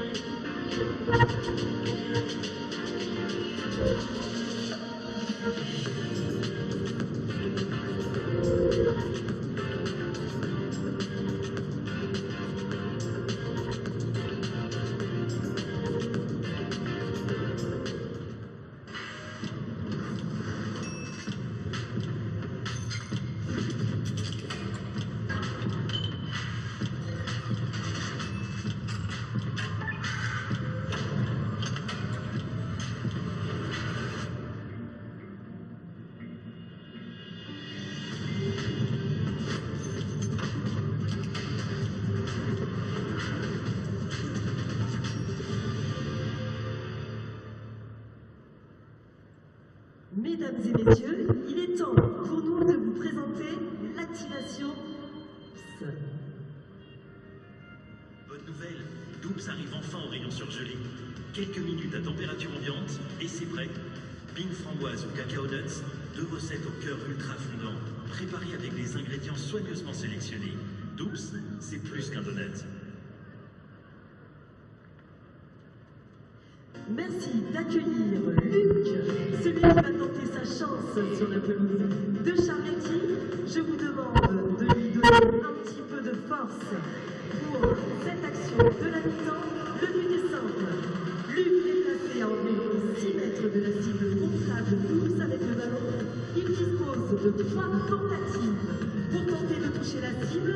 Si tu réussis, Luc, à atteindre le ballon, tu remporteras les produits officiels de la compétition.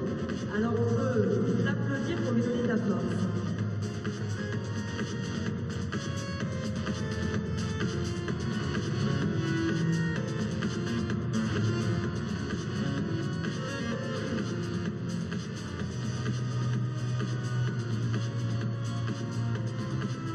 On peut l'encourager, s'il vous plaît, parce que je pense qu'il a besoin de vous. Exactement, encore plus fort, s'il vous plaît. Allez, un peu plus de bruit, garnison, Luc.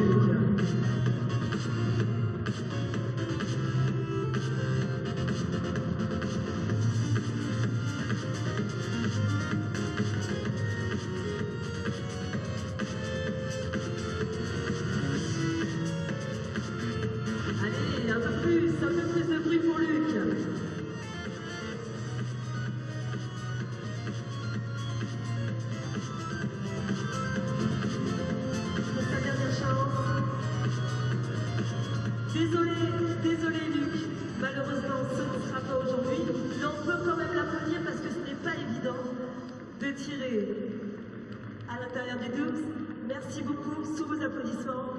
du bruit, ou en tout cas des applaudissements, pour Luc, s'il vous plaît.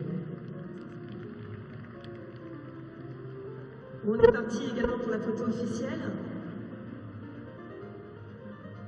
Et on va reprendre le match dans quelques instants.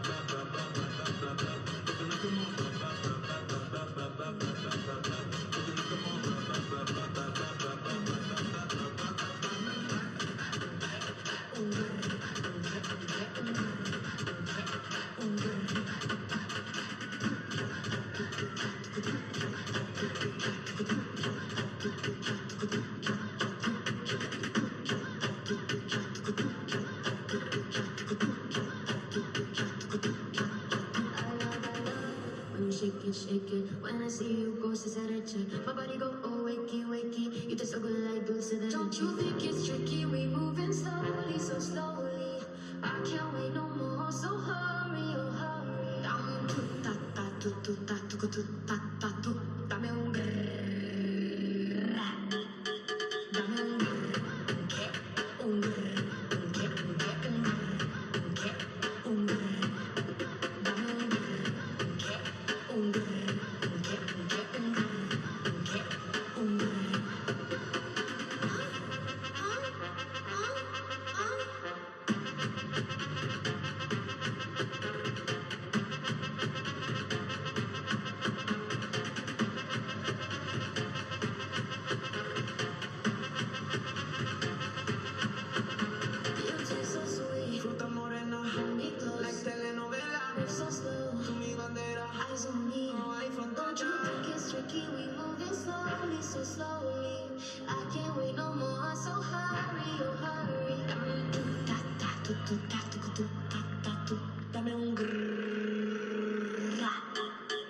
Dame un grrrr. Un grrrr. Un grrrr. Un grrrr. Dame un grrrr. Un grrrr. Un grrrr.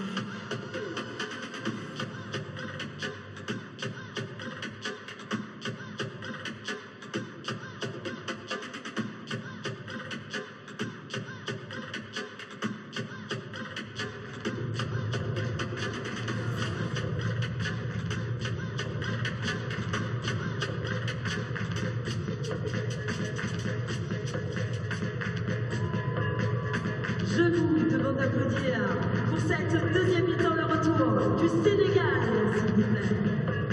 You're back on the pitch. Welcome back to Team Senegal.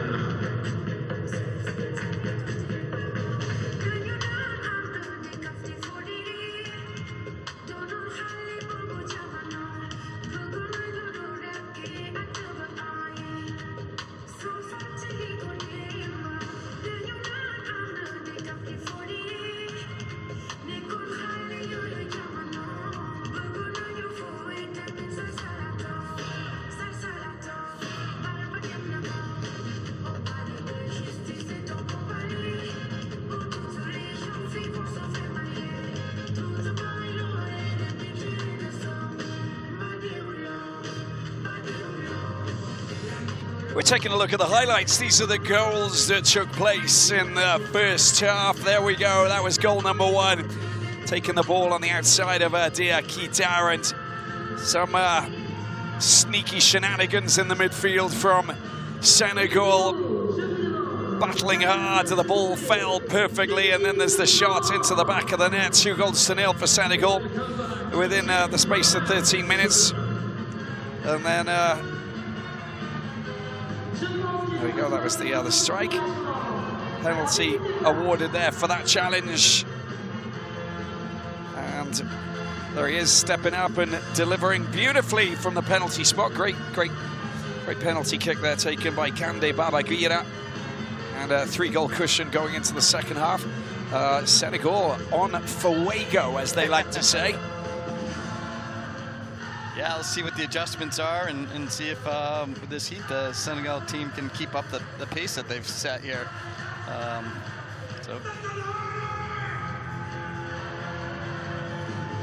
Time for France to react. You know, everyone's a winner. It doesn't matter if you win or lose, and I think, you know, that's been stated. We had the opening ceremony. Jean-Paul just, you know, with everybody talking about, you're going to walk away as a winner with this experience, whatever happens. So, you know, make friends, enjoy it, celebrate, you know, the unified gathering of these fabulous human beings, you know, in this wonderful environment. But there's still a little competitive spirit in there, isn't there? Absolutely. And as we talk about, you know, there's a lot of gains in learning how to lose sometimes too. You know, you treat it equally, and you know, you put your best out there. That's what we all want. So these are two teams that are trying their absolute best out there. But I'm hoping France can make a couple adjustments here and put the Senegal team back on their heels a bit here. Yeah, you get to have a little bit of a fight back à la française. Allez les bleus. There we go. They look pretty. Yeah. Well, this will be interesting to see what happens here. A few changes. Youssouf Dosso there, wearing the number 10 on his back, motivated, ready to go. There he is. Field's covered in shade now. That's good for everybody. There's that one strip that will probably be like sort of, you know, evacuated by absolutely everybody, you know. Unfortunately, besides us, because we haven't got a strip, we're just sunbaking. We're just cooking up here, aren't we? 2 layers at halftime. There we go, 2 layers. They're already up. They buy you a new bottle of sun cream, I think.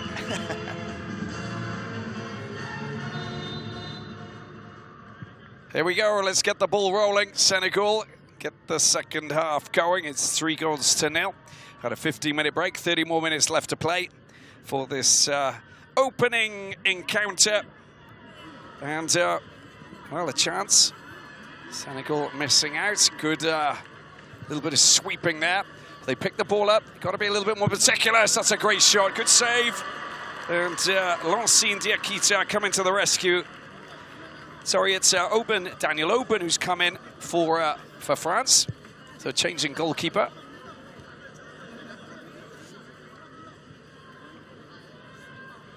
And already making an impact. That was a good strike. It was. Hit that with some power.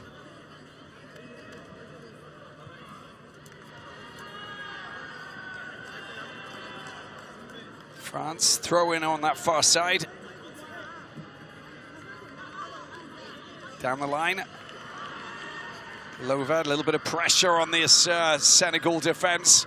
They've had it pretty much their own way, haven't they, in the first half. Has been collected there by Lutumba. And there's a good ball over the top there, and a nice opportunity here for France. Cutting down to the byline, it's just sneaked out over the line. And missed opportunity, but excellent running. And some good pressure there coming from that man, Nabi Diame. And that was the earlier shot, a rasping drive. He's in a good position to say, "You're not coming through here, young man."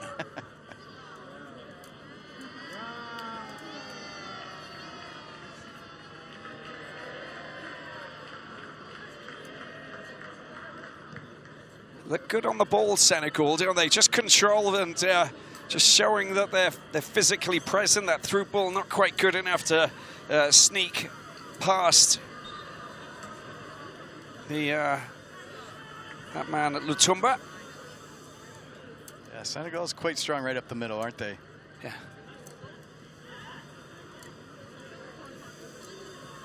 Ooh.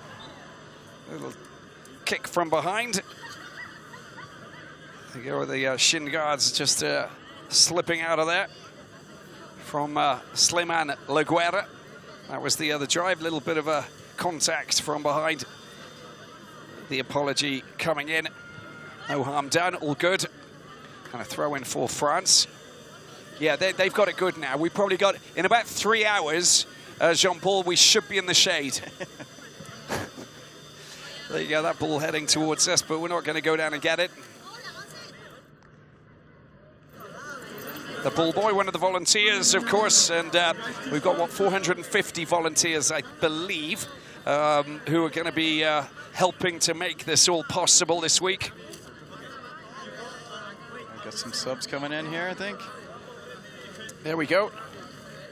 And Senegal's Mar Diop is heading off. I can pick it up and give it to you, or you can try to stop. Yeah, Robbie, while we're waiting for the subs to come in here, wanted to mention a little bit of uniqueness here is for the unified teams, we have unified co-captains. So again, in that spirit of inclusion, there's an individual with an intellectual disability and a captain without, and they work together to provide leadership to the team. What's really unique too is you see there if at some point here we'll see a shot of their armbands. That we have the logo of the UN Football for the Goals, which is an initiative by the UN to honor or endorse organizations that use football to achieve the UN Sustainable Development Goals. So we're really proud of that opportunity to be able to present our event and with that association. No, I listen, this is fantastic, and I think that, you know, when hopefully there'll be more people investing in this, you know, as time goes on, because it's such an important, you know, movement, isn't it? And the family, that's a good ball to the edge of the penalty box. The shot goes wide, and, you know, I think that United Nations, you've got all of these, you know, these bodies that should really get, you know, heavily involved, because this is fantastic. And, you know, it's every country that, you know, needs extra support. We need development. We need understanding, inclusion right across the board. I mean, you know, it's a no-brainer. Yeah, and just recognizing the power of sport and the way it can be when it's invested in, and provides opportunities for everyone, including people with intellectual disabilities, the benefits for society in general.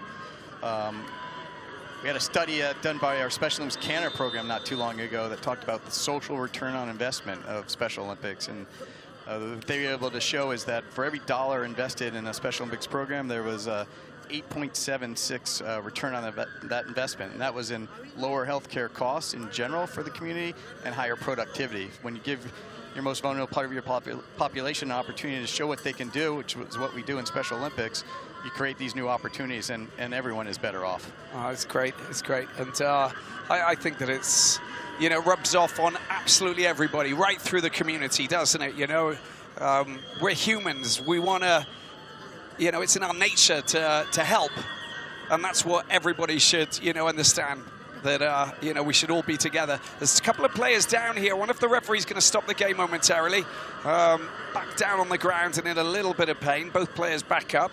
Got to keep our eyes on the welfare of the players, of course, and we don't want any big injuries, because there's been some big, strong challenges taking place on the field, and players who are in a little bit of trouble. But physicals, you know, football's a physical game, and, you know, you want everybody to make sure that they play it in the way that they deem fit for the level that they play. Yeah. It's as simple as that. I'd like to say that competition is the purest form of self-advocacy. You know, competing is real life. You know, we're all given a chance to try to do our best, but that's one of the other values I think that comes out of sport that we don't always fully recognize. Very important. Fairly, I think, you know, we can say, you know, competing fairly is always the, you know, the best way, but, you know, and a handshake at the end and you just move on. It's so important. It's such an important building block, you know, as humans, as children growing up, you know, to be able to understand. You talked about knowing how to lose. You have to be able to lose and know how to lose before you can start winning, and everybody goes through it. There's a long-range shot going over, crossbar, and there's the follow-up shot. It's been blocked. Extraordinary effort there, and another chance for a shot for Senegal. They go again. There's the delivery. It's headed away in the middle of the goal. A high shot and a long range and an effort just inside of the penalty box. Goal number 4 for Senegal. They get their goal after firing endlessly against the French goal. Goal for Senegal. But pour le Sénégal. Well, the goal goes to Oumar Diop of Senegal. Look at this. How many shots do they need before they get it? That was the headed clearance. Well, it came back off his teammate and he fired it into the corner and beating the French goalkeeper, Daniel Aubin. I think we were all a little stunned with that long-range bomb off the crossbar for a while. I mean, that made me shake, I think. Yeah. That was massive. This is better. Nice piece of play. Ooh, another firm challenge. Going in very hard and well, fair at the end of the day. Yeah, all ball, right? Right.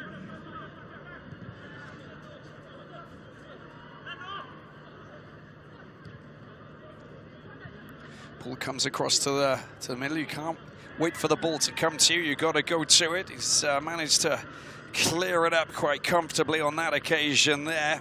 Sheriff Zuhiri. Here he is once again. Zuhiri. Misunderstanding, trying to get the pass out to Imran Rehabi, his fellow centre-back. Senegal pick it up. Right side, there's a chance for a shot. Goes through the middle. The flag's gone up for offside.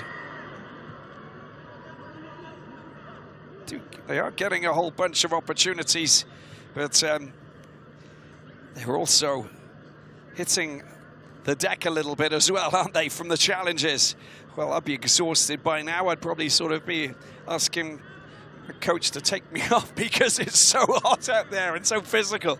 And they're 30-minute games, of course, so you can understand that, you know, it's tough. A little bit of wind, but very hot conditions. Yeah, definitely be watching for the cramping here as the game goes on, right? Yeah. That's a great ball. France on the attack.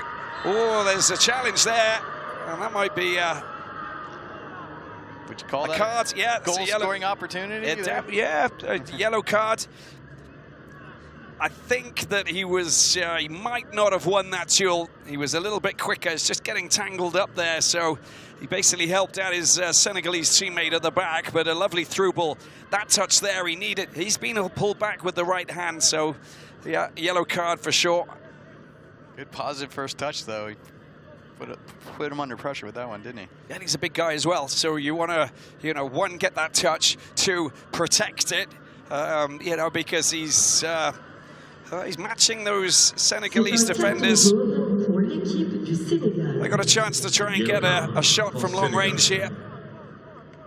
26, 27 out. Let's see what they got in the tank. France looking to try and get a goal that would send these fans in the stands here at Stade Charléty into raptures.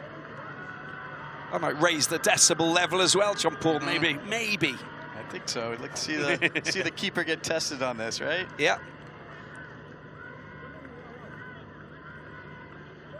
Possible second ball chance here off a rebound, maybe. Yeah, you got to make sure you're not in offside position. Linesman eagerly watching. There's Latumba with the shot. It's gone high and over the crossbar. Now forcing the linesman to go over and collects the ball behind the goal. 11.5 minutes into the second half, and good chance that really was for France. Unable to take full advantage, but they'll take some positives from that. It's a good start to the second half, is what they want.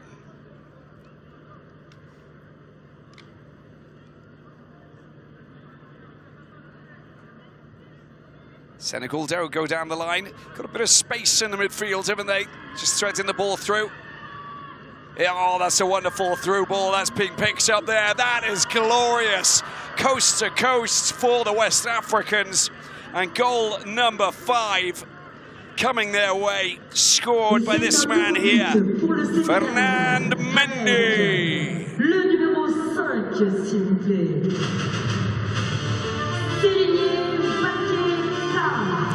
There's the ball that goes down the left-hand side.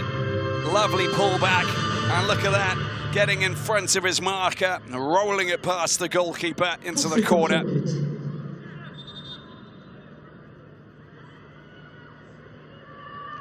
Well, they had a couple of options up front as well. Didn't need to make the pass. Love what they're doing. It's fabulous for Senegal. After France getting a good opportunity, they just see Senegal pass the ball out, go straight down that left wing. Not affected at all by this heat, right? They just keep coming. No, it's just relentless attacking. And more goals coming their way. That's why we get this started, Robbie. A couple other things I thought I might mention here that are going on around this event. So, in addition to the soccer, the football here, we also have a healthy athletes program. So part of the event here, there's a program where all the participants, the unified partners, and the Special Olympics athletes have an opportunity to participate in health screenings with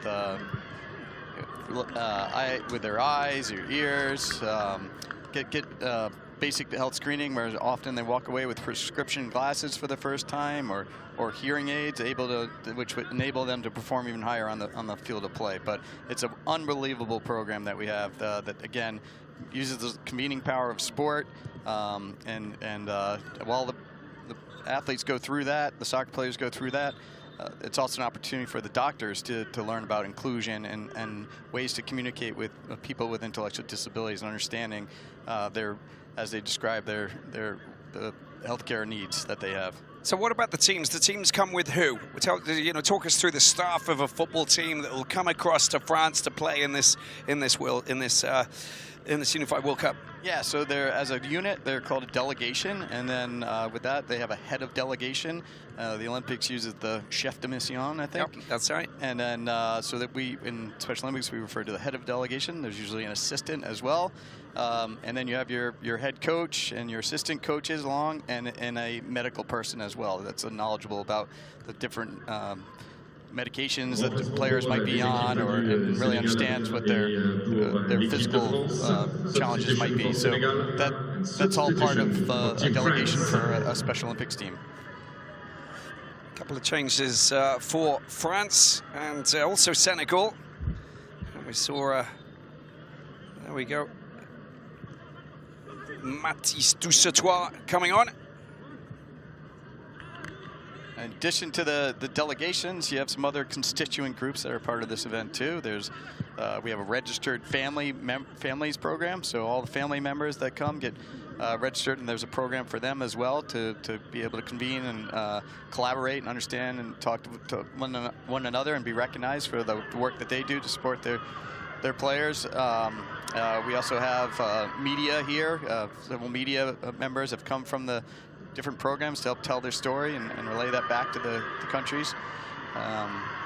Oh, this is a nice opportunity for France. It's been set up. Oh, he doesn't get the shot. It's gone over the goalkeeper.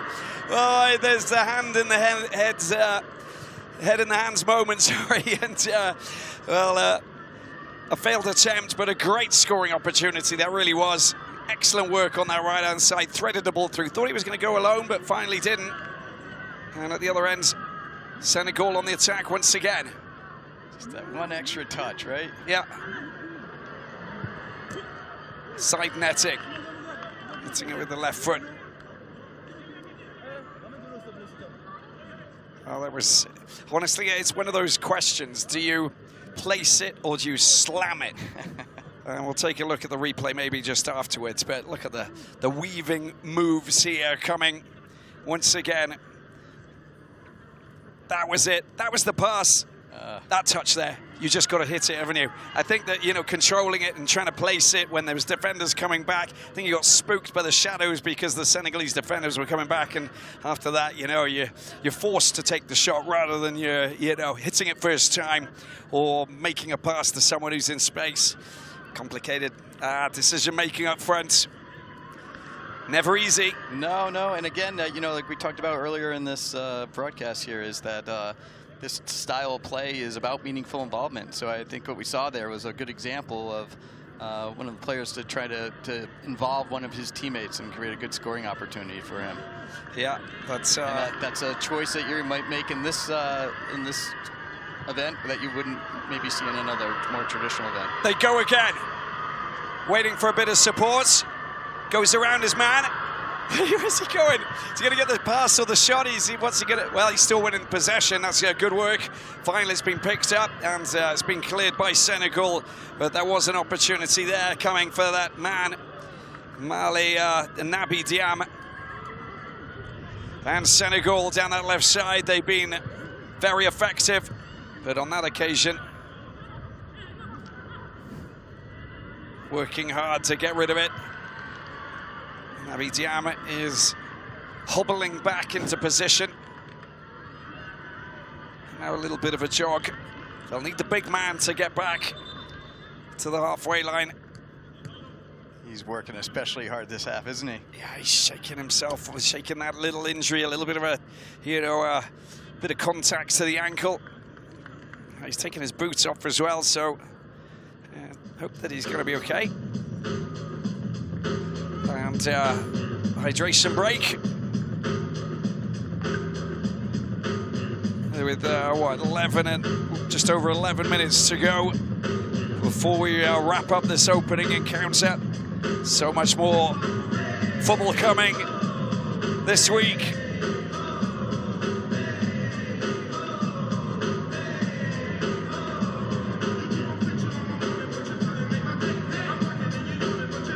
And I've just been quite surprised when I actually look at some of the numbers, the competitions that take place.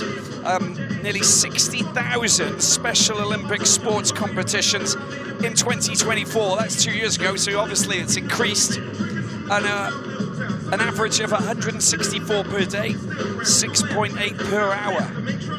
That is remarkable.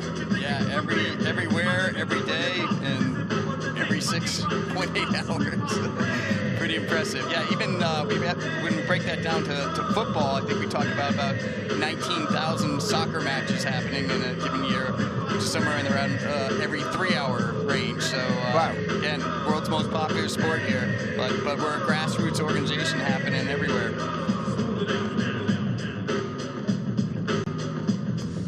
I've been working in the Basketball Africa League, and Special Olympics have their basketball day. You know, there's a Special Olympics Day, in fact, where we have all of these athletes and they play a game. There's a couple of little clinics that they take part in, and they come to the arena and they see all of the professionals. They play their game, you know, in between two games. It's fantastic. It really is. It's just, it's such a joy to see them play and to be alongside the ambassadors of the Basketball Africa League, former NBA players, you know, like Lowell Deng or Joachim Noah, you know, it's and Ian Mahinmi. These are just the, you know, absolute colossal, you know, ambassadors who have done so much in the, you know, in the name of the sport, of course, and they get to play alongside them. Yeah, you know, and what we've seen with some of our relationships with different professional sports teams is we're adding another layer into it where, in addition to using that massive brand awareness and bringing the spotlight with lending their time to be present with our athletes, we've seen opportunities where, like in the U.S., the Major League Soccer does a unified exchange program where every MLS team has a unified team as well. The coaches come from their academy, they train together, and then they do home and away series with other MLS teams. The players get to wear the full kit and get to play in the stadiums and get that access to really good coaching. And it's wonderful to see the stories that come out of that and that next level of grassroots programming. So important, isn't it? So important. And you know, it's being able to see those people in real life and to actually say, oh, you know, they've done something extraordinary. Why can't I? Exactly. France. Sorry, carry on. Yeah, we talk a lot about the power of sport identity too, right? And that's the equivalency is when two people together that consider themselves footballers are sitting together having a conversation, we focus on that commonality as opposed to being labeled with having a disability of any sort. That's, again, can't say it enough, but that's how sport brings us together. It doesn't matter where you are, in Senegal, in Paris, and wherever it might be. If you're a footballer everywhere. Yeah, no, it's exactly that. And, you know, and everybody can, you know, talk sport. Everybody can talk about, you know, football. Anybody can talk about, you know, kicking the ball, you know, their favorite team, their favorite players, you know, what they can do, you know, what they like to do. Are they left-footed? Are they right-footed? You know, it's all part of, you know, just enjoying one sport, which is probably the sport that brings the most people together. I think that sort of, you know, it's kind of, you know, well established, the notion that football is probably it's probably the most popular sport in the world. And I think that, you know, everybody recognizes that, and, you know, everybody plays in every country of the world, regardless of where we come from, and whatever country we're from, and, you know, we can still pick up a football and play.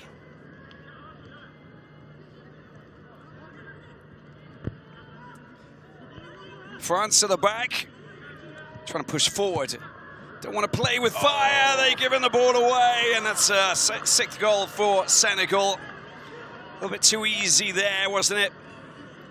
And a little bit of frustration for Daniel Aubin. And they'll want to try and get rid of the ball. You know, don't keep in their own, you know, third. There you go. I think the communication there, just get rid of it.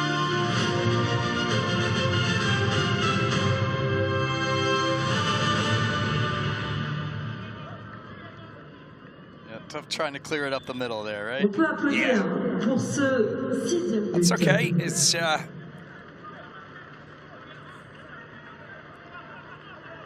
France will get one back. I'm sure they're going to get one back. What do you think? 6 minutes, they're going to get a goal? There we go. You know, and here's the first game of group play. So everyone takes away from this game has a chance to adjust and see what things that they can improve upon, right? Yep, exactly. But I must admit, it is hot. Yeah. I mean, it's very hot. France in the midfield. That's a good ball. That's a very good ball and a chance. Oh, the Senegalese defense just sweeping across. The flag went up for offside. A lot of speed back there. Yeah, still. I mean, you know, with nearly 60 minutes of football behind them. True sweeping qualities there, Jean-Paul. So another interesting piece here with the group play for our event here is that the teams will play into their ability groups. So after we get through this phase of group play, the top finisher in the group will go into the first division, and then we'll have a second and a third division. So, you know, this is right now a phase of these teams kind of finding where they're going to be at the end of this tournament. So, you know, France might be having a struggle here as the tournament moves on. They'll find their group, and that's the idea here. Wherever we do this is we try to put these teams into finding the right competitive environment for them. So this is just the beginning. People are getting their feet underneath them, but the way this tournament is structured, then next day they'll be playing a team. After they get through the group play, they'll get set in the right ability group. Foul on Giovanni Etienne there, and a free kick for France. Pushing forward, 4 minutes remaining. And then we've got France against the Côte d'Ivoire in the women's competition coming up. High ball floated over to the edge of the penalty box. Again, that defense, that Senegalese defense, strong as an ox. Very diligent at the back, and just clearing the lines very well, aren't they? Yeah. So at our first Unified Cup in Chicago, the French team, of course that was back when France won the World Cup.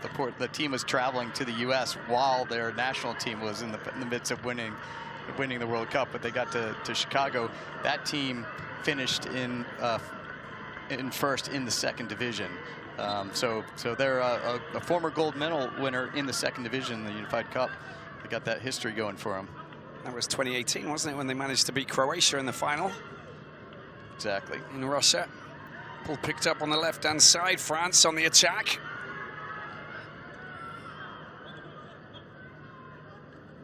Oh, look at that. That's a lovely touch. Needs a little bit of support. Trying to go again. He gets knocked off his feet and goes down. But great skills there coming from Naby Diam. Look at that. I think that's the Cruyff turn, isn't it? Masterful there. Wonderful. A little kick in the ankle. But another free kick on the other side. Following on from the one from the other side. And a chance now for the French to get one back. And it's going to be left for Giovanni Etienne. With that right foot of his, he's going to steer it halfway between the goalkeeper and the defense. Anybody up? And there's the shot, but it goes high. Opportunity there. Good placement on that kick. No, it's ideal. You've got to have a player ghosting in to connect with the header. God, it's even too hot for anybody. The ball boys, the volunteers, to go and grab the ball. It's so hot. But we are melting because we're in the sun. Everybody else is in the shade. We've got a couple of cameramen up here and a couple of commentators, Jean-Paul, and we are just, we're frying ourselves alive. Gonna have a nice tan after this one. Yeah, I call it a tan. Is that what you call a tan? That'd be lobster-like. Yeah, another highlight back from that 2018 team with France is they had a great visit from Didier Drogba at that event, which there's a rumor out there he might be making an appearance here as well. Great supporter of Special Olympics. That's fantastic. And what a wonderful ambassador for world football. An incredible story. When he was representing the Côte d'Ivoire, he actually brought the end to a civil war in the Côte d'Ivoire, you know, because of his speech pleading to the people to stop and put down your arms, and they listened. He basically stopped people from fighting against each other, which is just extraordinary. It just tells you, you know, that sometimes, you know, important people, you know, can... sportsmen or whoever, you know, you make a plea like that, you can bring peace, and that's really important. Wonderful ambassador. Absolutely, and using that power of his platform. Senegal on the attack again. There's the so nicely taken there. Good, excellent goalkeeping coming from Daniel Aubin. He's had a bit of a tough time. Oh, a little nutmeg. That will be a foul there. Collision with the legs. Goes down. Will try and get back up onto his feet. The 60 minutes are up.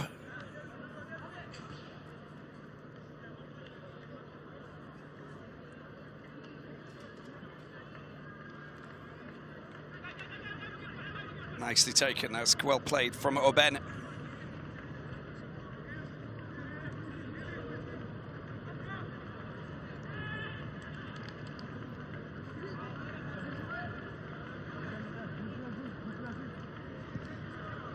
And a couple of late changes for Senegal.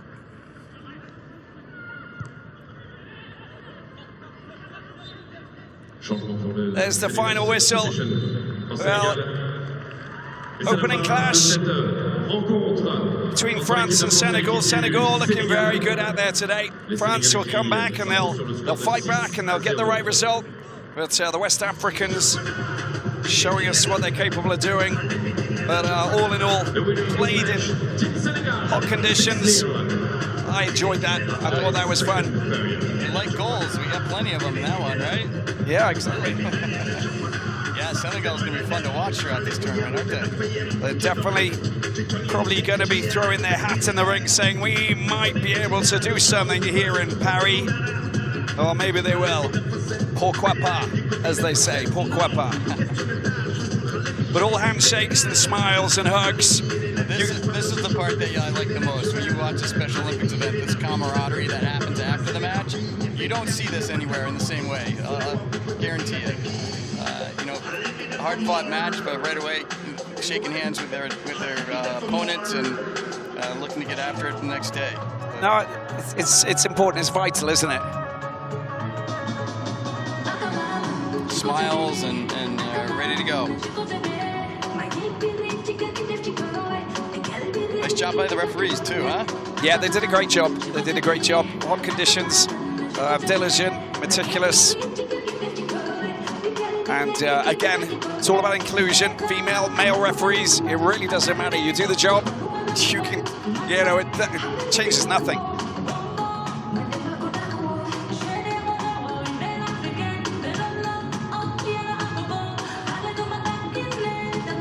No, they did fabulously well. But what a great battle here. France and Senegal. And the Senegalese fans, the players going over there.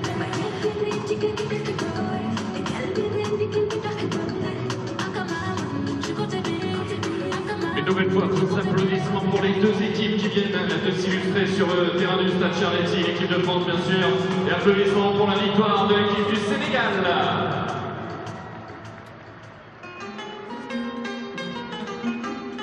Yeah, when you see all of these players, you know, I mean, they know that there's plenty more football to be played this week. Yep, that's it. That's why again, we play the game. Here's one of the captains there taking his armband off. And I believe your son's here as a volunteer. Is that correct, Jean-Paul? Yeah, it's pretty special for me. He's a wonderful kid. You know, always proud like any parent, but he's always been interested in Special Olympics from when he was very, very young. So I get to spend some time with him as he's out there volunteering, helping with the competition out here. It's a really, really special moment. That's wonderful. And, you know, bringing families within families together, which is brilliant. And this is great. Though we got some wonderful Senegalese music as well that's being played here.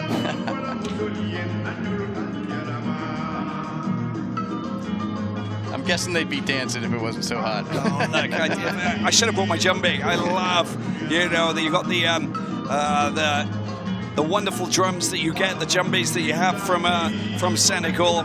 Some of the best musicians in the world, the griots, which are the creative people that go back for hundreds and hundreds, you know, even thousands of years in Senegalese culture. And they're the ones who just understand, you know, the bardism, if you like, the creative elements, the music and the poetry passed down from their forefathers. And it's prevalent within Senegalese culture. Oh, there's one of our captains there, number 5. There we go. Who's that? That is Serene Carr.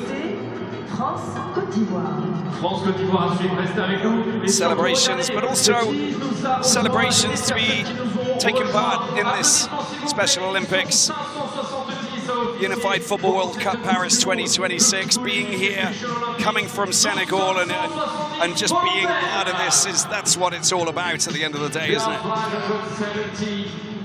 Volunteer doing the Special Olympics, Unified Football World Cup Paris 2026. Welcome and thank you, Yadai. And we are coming back in a few minutes' time with the second clash, which will be the women's French team up against the Côte d'Ivoire. Second clash coming up in a few moments, so we'll take a short break and we'll join you in a minute. Parmi tous ces volontaires, je vous demande de l'applaudir parce que c'est la mascotte, Valentin. La mascotte, et oui, c'est elle, Special Olympique. Du bruit, s'il vous plaît, pour Foxy!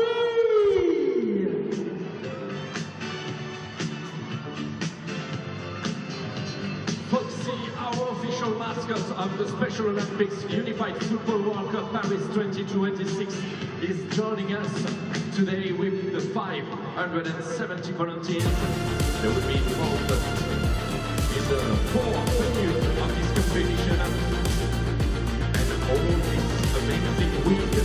today. France-Senegal was the first game. The second match to follow here at Stade Charléty. France, Ivory Coast.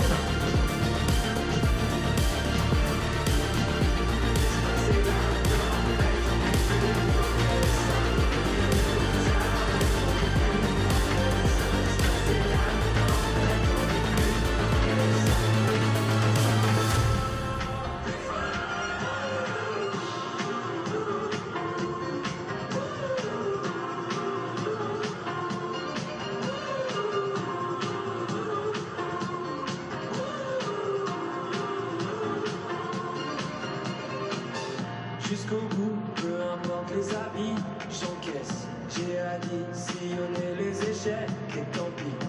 Si je perds sur la route de mes rêves, des amis qui durent et je croyais pour la vie. Si tu m'aimes, autant lui dire et le reste attendra. Je croyais que l'avenir ne se finissait pas. Je vais courir et ça ira. Une nouvelle fois, un immense merci.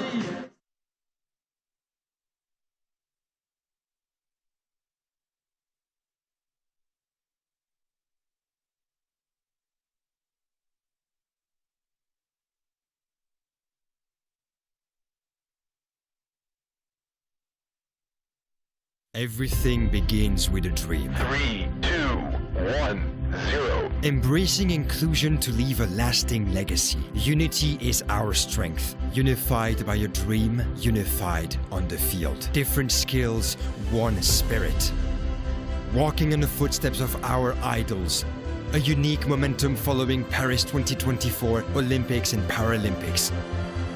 It's time for all of us to shape our destiny. Our history is to grow. Inclusion is not an option because everyone matters. Every pass brings us closer. We want to be the reason you smile. Let Paris be your place. World's most attractive city destination. World-class sport venues. The best of the French hospitality. A sustainable town with soft mobility. Inspiration is contagious. We are ready to share the city of light. More than a sporting event, our legacy. Living unified thanks to sport. A future of possibilities with the Special Olympics Unified Football World Cup Paris 2026. Offer a new hope to people with intellectual disabilities and send a message of peace and unity all over the world. Paris 2026. Living unified.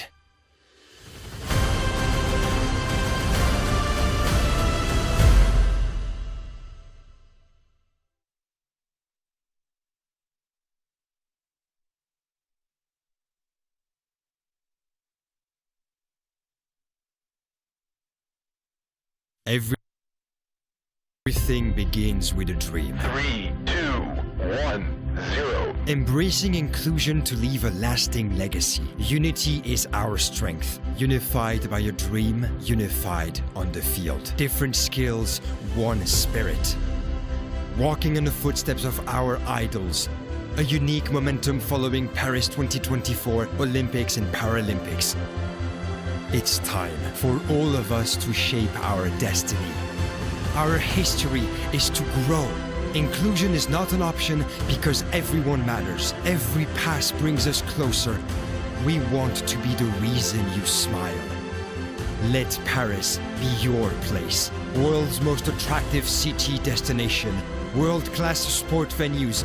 The best of the French hospitality. A sustainable town with soft mobility. Inspiration is contagious. We are ready to share the city of light. More than a sporting event, our legacy. Living unified thanks to sport. A future of possibilities with the Special Olympics Unified Football World Cup Paris 2026. Offer a new hope to people with intellectual disabilities and send a message of peace and unity all over the world. Paris 2026.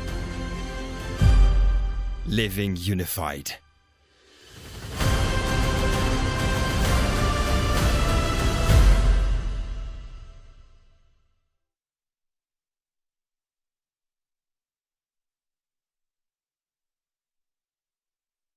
Todo empieza con un sueño. 3, 2, 1, 0. Abrazar la inclusión para dejar un legado que perdure. La unidad es nuestra fuerza. Unidos por un sueño. Unidos en el campo.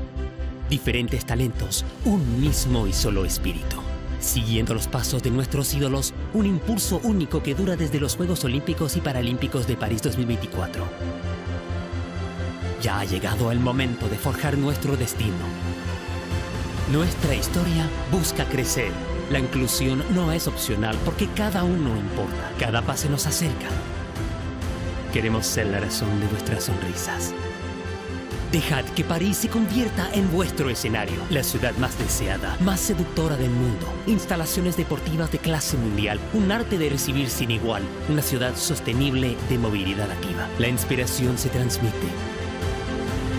Estamos listos para compartir París, la ciudad de la luz. Más que una competición deportiva, nuestro legado, vivir unidos gracias al deporte.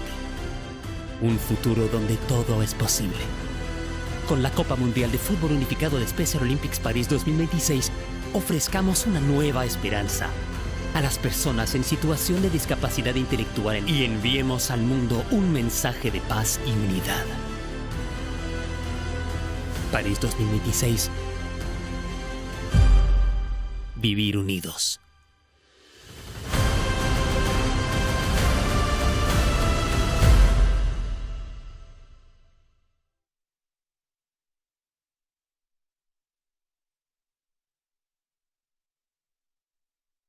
Tout commence par un rêve.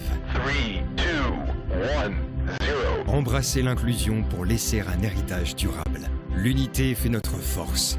Unis par un rêve, unis sur le terrain. Des talents différents, un seul et même esprit. Dans les pas de nos idoles, une dynamique unique qui s'inscrit après les Jeux Olympiques et Paralympiques de Paris 2024. Il est temps pour nous de façonner notre destin. Notre histoire, c'est de grandir. L'inclusion n'est pas une option puisque chacun compte. Chaque passe nous rapproche. Nous voulons être la raison de vos sourires. Laissez Paris devenir votre scène, la destination la plus désirée, la plus séduisante au monde, des infrastructures sportives de classe mondiale, un art de recevoir inégalé, une ville durable aux mobilités douces. L'inspiration se partage. La ville lumière est prête à vous accueillir. Plus qu'une compétition sportive, notre héritage, vivre unis grâce au sport. Un avenir où tout devient possible. Avec la Coupe du Monde de football unifiée Special Olympics Paris 2026, offrons un nouvel espoir aux personnes en situation de handicap intellectuel et envoyons au monde un message de paix et d'union. Paris 2026. Vivons unis.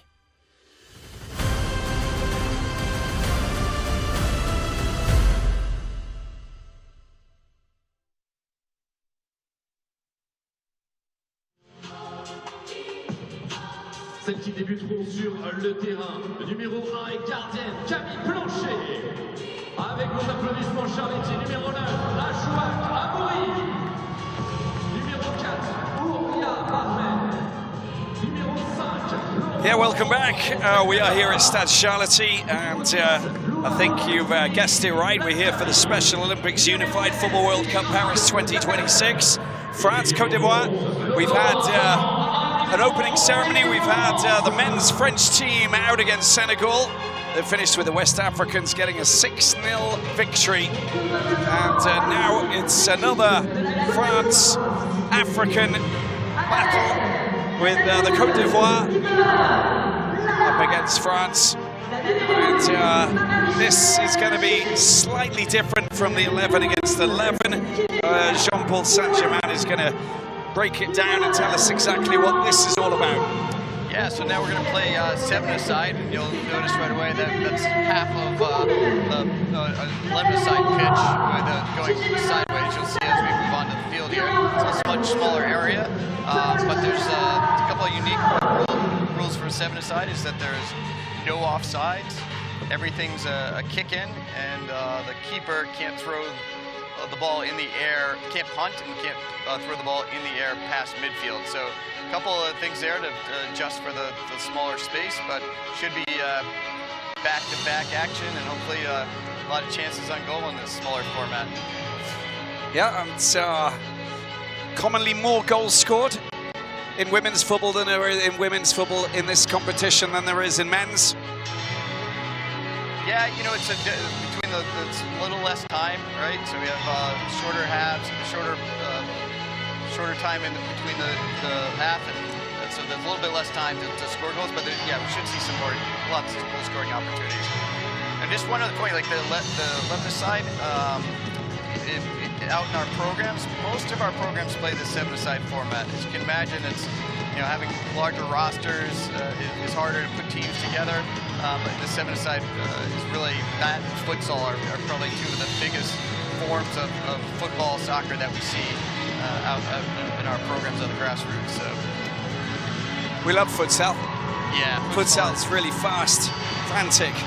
I worked on the FIFA World Cup in Uzbekistan, and I can tell you that it is so quick. It was so fast and furious. The skills are incredible, and it's wonderful to watch. As you watch these players go through the line there, I want to point out Garrett Oot there, the referee. It's back to us right now. He was in the opening ceremony. He's a Special Olympics athlete. This game serving as a role as an official. So he's been at multiple Unified Cups prior. Came from Seattle, Washington, the U.S.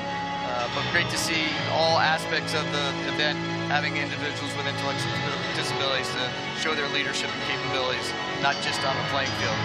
Love that. And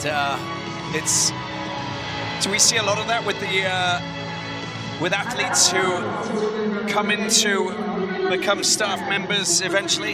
Yeah, that's what we aspire to. We look for opportunities, and again, in the sports side, there's pathways to become coaches, pathways to become officials, and then, as you said, board members, leading the movement, staff members.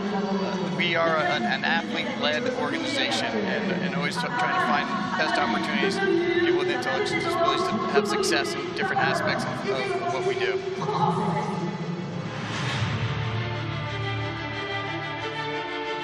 We have a focus program called Unified Leadership, which provides a lot of resources to individuals with ID, training them to be spokespeople, training them to be self-advocates, learning around planning goals, communication, all the soft skills that are needed out in the workplace. And we try to emphasize that within the context of sport as well.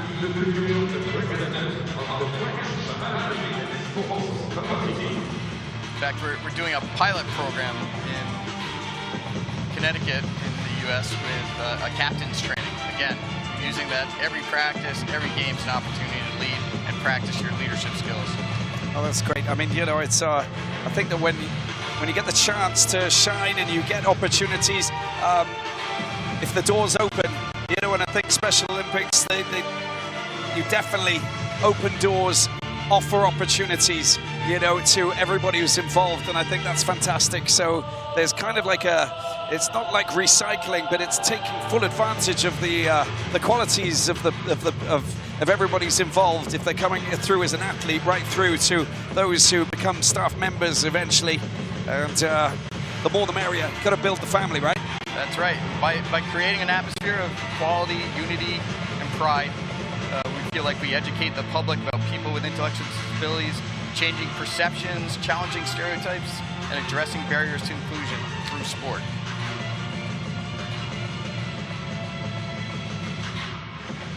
These teams look ready to go. Yeah, everything's set up perfectly.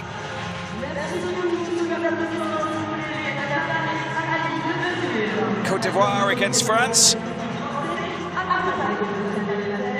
Gotta say, I really like those bright orange kits. They really pop off the field, don't they? I was in Abidjan at Felicia, which is the name of the local stadium, where I was commentating the Africa Cup of Nations, and I got to do the Côte d'Ivoire, of course. It's absolutely fantastic. Abidjan, and that was when they came back from nowhere. They'd been basically eliminated twice, but they still managed to come through, and they won the competition, and the whole country went absolutely wild. There's scenes of jubilation. The Ivorians, they love to have a party, so you definitely got a real deal if you were over there, because everybody was celebrating, you know, from child, you know, to grandparents and beyond. Everybody was jumping with joy. The whole nation got a lift from the success back in 2023. It really was very special. You've had some amazing experiences. What do I got to do to get packed into your suitcase? Get into the tuck position. I don't take too much sometimes because it's very hot. Not as hot as today here in Paris, crikey. There we go. So 4 and 3 is the numbers we're looking at? Yeah, exactly. You always see 4 players with intellectual disabilities on the field of play and 3 players without. Again, there'll be teams out here watching their style of play, making sure that they understand the unified sports philosophy of meaningful involvement, and that they're working the ball around to make sure all players have an opportunity to contribute to the success of the team. Okay. Now let's hope we get a fantastic battle here today.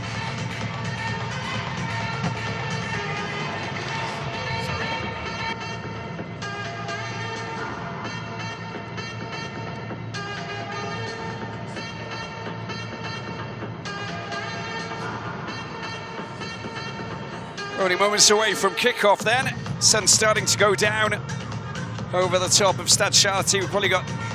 We might get to the second half and the sun might be out of our faces. I'm not too sure. We're nearly there. Can't wait to get this started.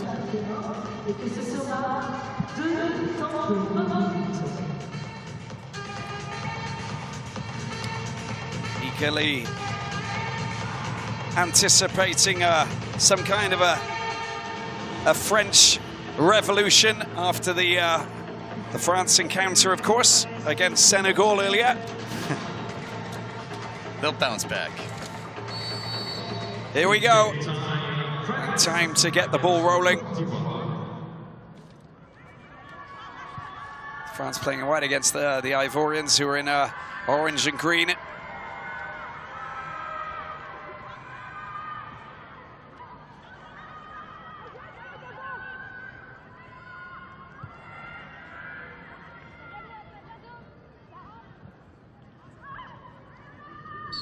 Lovely touch, but a little bit of contact there on the ankle. Like she lost her boot, huh? Yeah, absolutely. Nice little step over there. Yeah.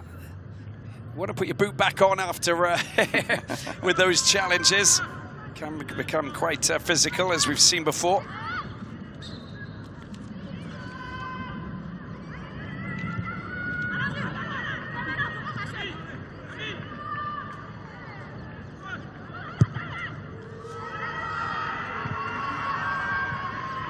Long ball going right up the other end to the goalkeeper for Côte d'Ivoire.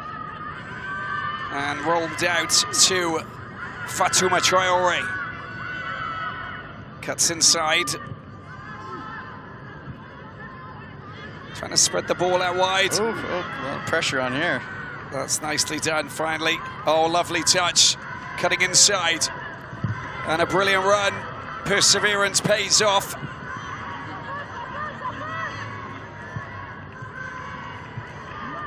Love the 1-2.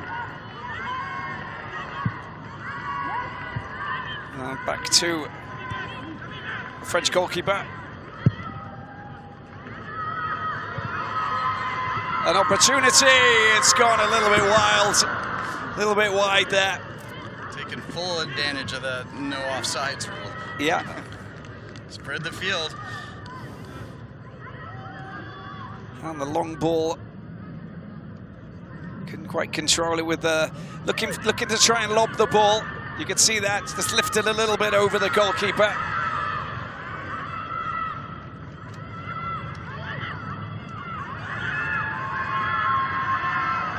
Again, they're on the attack, France. It's a one-on-one. Oh my, look at that for a thumping drive. And blasted into offer France a 1-0 lead. A stunner, that really was. And the celebrations and the joy for a home goal. And it all came from that. Trying to go for the nutmeg. Mistake was made by Yvonne Blas. That's your captain leading by example, right? Brilliant, brilliant goal. She's got over that one, didn't she? Oh, big time. A thumper.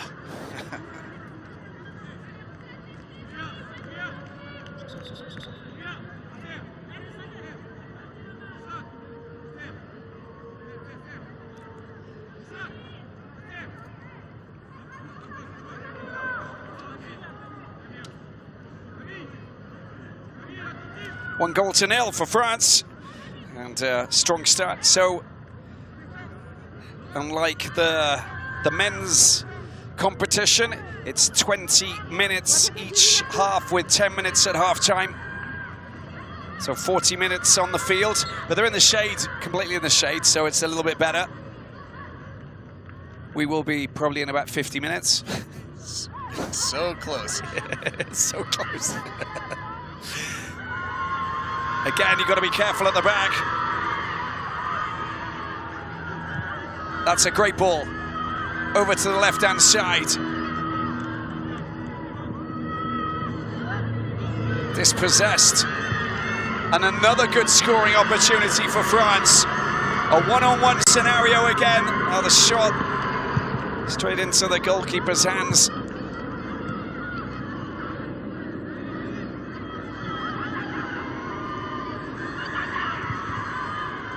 And the pass not finding its way through.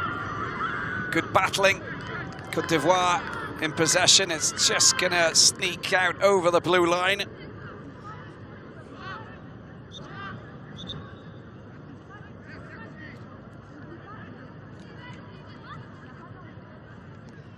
And play it down, just getting a bit of treatment.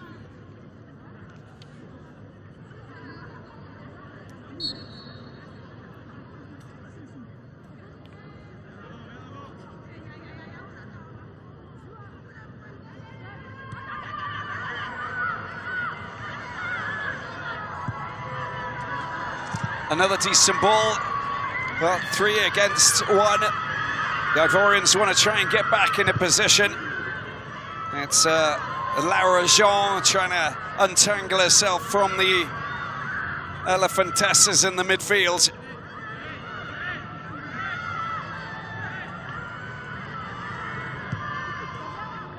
Solid defense there. Yeah, good work at the back. And back to the goalkeeper, Camille Planchet.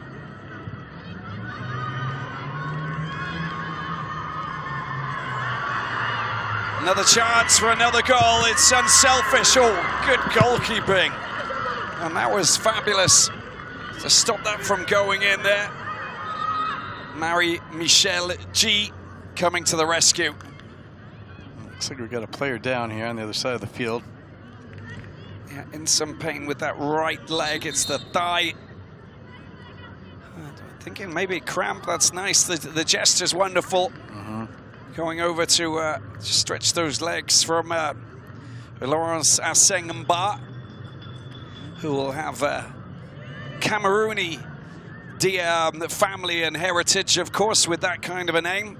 Stéphane Mbar, of course, famous Cameroonian football player. And there's the player on the left-hand side. She just goes down. She's in some pain, isn't she? And that might be an issue. It might be, we talk about cramp. It might be a muscle injury. Of course, the hot conditions, if you don't get the right warm-up, Jean-Paul, it can prove to be too much sometimes. Yeah, we're early on here, too, so a lot of these teams are probably adjusting to the different time zones, and I suppose that wouldn't be an issue for Ivory Coast here, but... Not really, no. Yeah.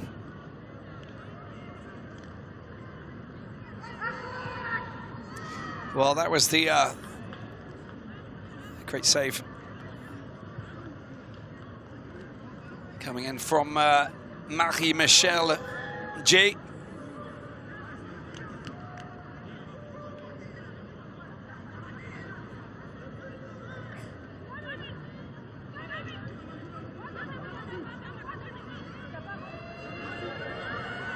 Côte d'Ivoire in possession.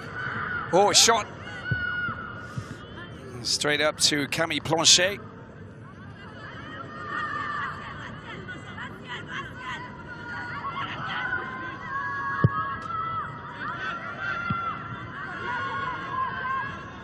There's the turn. And again, it's 3 against 1. Good protection of the ball. And that was important, just to come back and get in the way.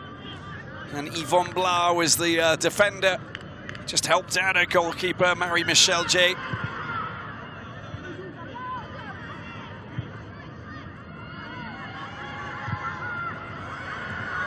Again. Oh, it's just gone over. Left-footed drive. Not a bad effort, though, once again. France finding themselves in all sorts of good attacking positions. That thumper of a shot there coming from Laura Jean. And we saw what she was capable of doing earlier on.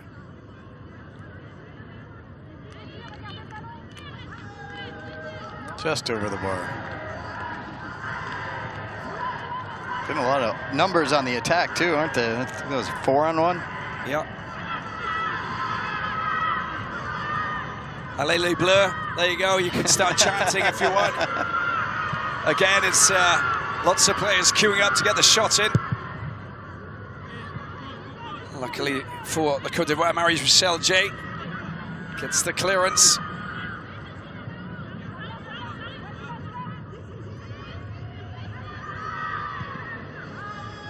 Picked up again. They've got numbers up front, haven't they, France? Just one defender back. It has been picked up once again. Unselfishly, the pass to the left-hand side. It goes wide. Good defensive cover. And as Côte d'Ivoire celebrate a little victory in stopping that from going towards goal, we celebrate a little victory as the sun goes down over the top of the stadium. We're perfectly cooked. We have been cooked alive. It's been quite funny trying to deal with the sun. We're just going to wave to the sun as it just goes over the other side of Stade Charléty. Thank you so much for heading down in that direction. Never been so happy to see lights come on in my life. There we go. We got a hydration break. We're going to get a sun break. Joy for all.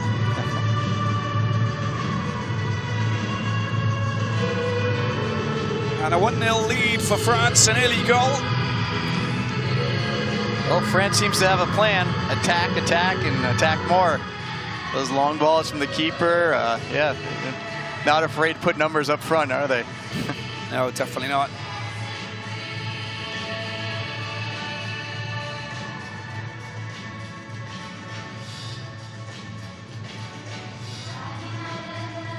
But 1-0 is 1-0. Anyone could win still. Definitely up for grabs.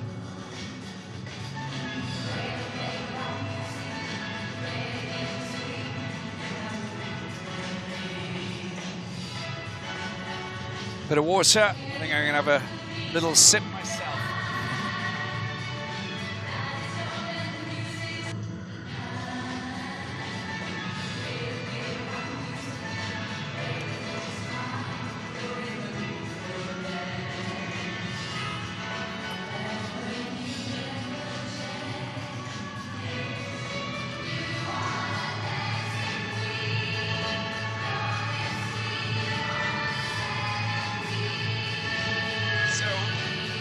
Jean-Paul, are the numbers increased in terms of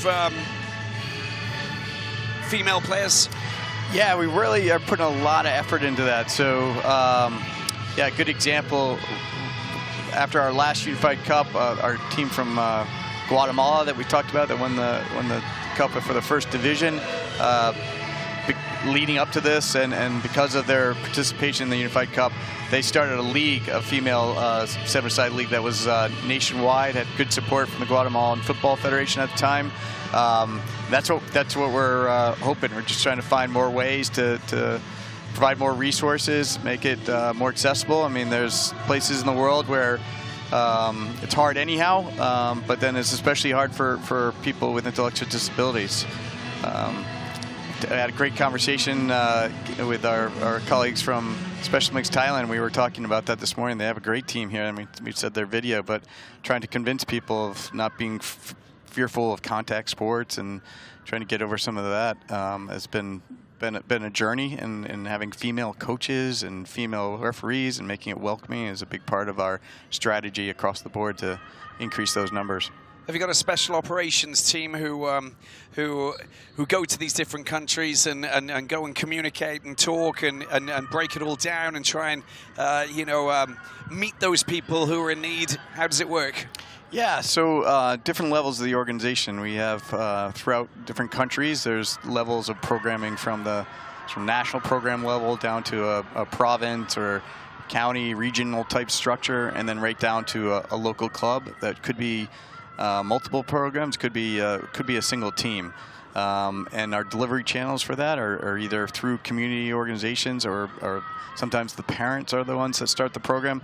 A big effort on our part right now is to work through a delivery system with schools, working with departments of education around the globe, trying to introduce unified sports into the schools with other forms, amplifiers like advocacy work and whole school engagement, get the whole community involved around the team.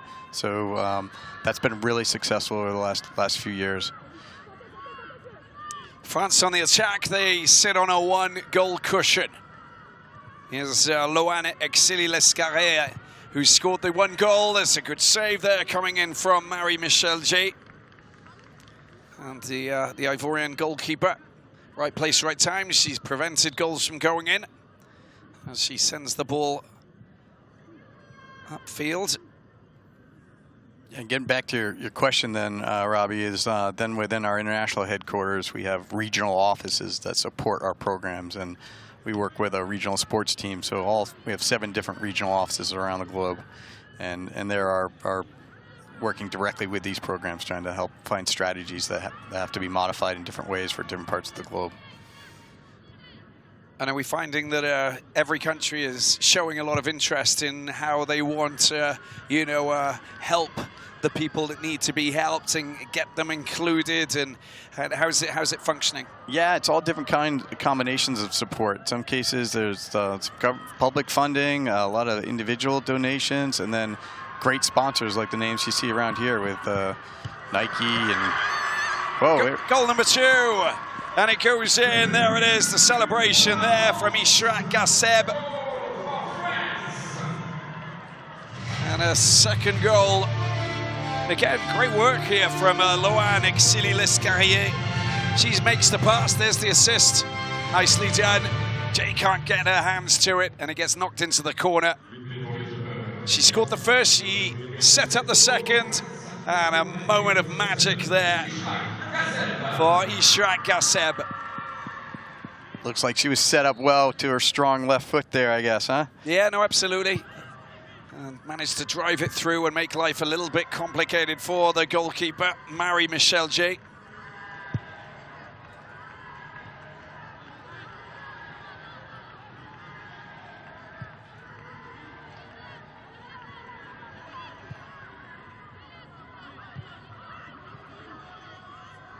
Côte d'Ivoire just sitting back a little bit deeper. They're also wary of the danger that the French team bring, of course, with 3 or 4 players in the midfield pushing forward. Got to take a risk or two now if they want to try and get a goal back. Otherwise, they will find that the French will push on through and look more dangerous as they try and get themselves more shots on goal. Camille Planchet sending the ball up once again into the path of Loane Exili-Lescarré. They've got numbers. The ball finds a teammate. They're in trouble. This is a great run from the Côte d'Ivoire. Oh.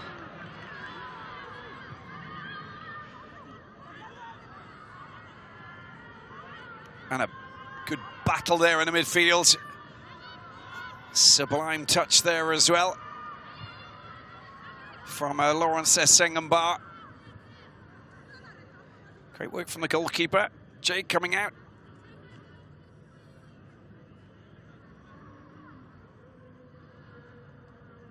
She's been busy at the back, hasn't she?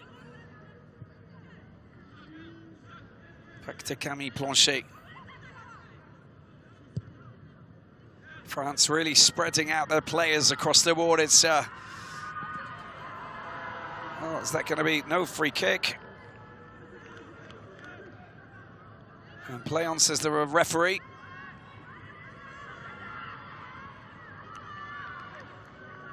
Sturdy challenge as the ball gets driven out of bounds. Picked up once again. Côte d'Ivoire in possession. They're not pushing up. There's no one single player just in the final third behind the defense. If there's no offside, then obviously, you know, you should be able to take advantage of this. I think they heard you. It looks like they just made that adjustment that you're suggesting, huh? Yeah, because it will open up. Yeah.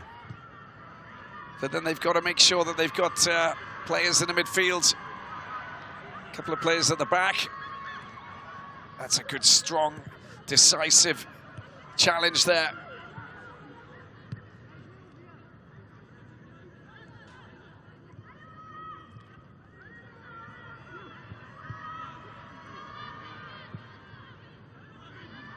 France finding themselves, and the flag goes up.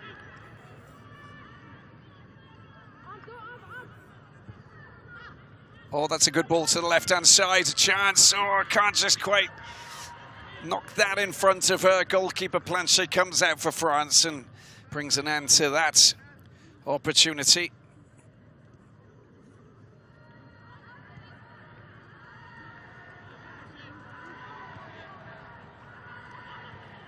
Is Côte d'Ivoire.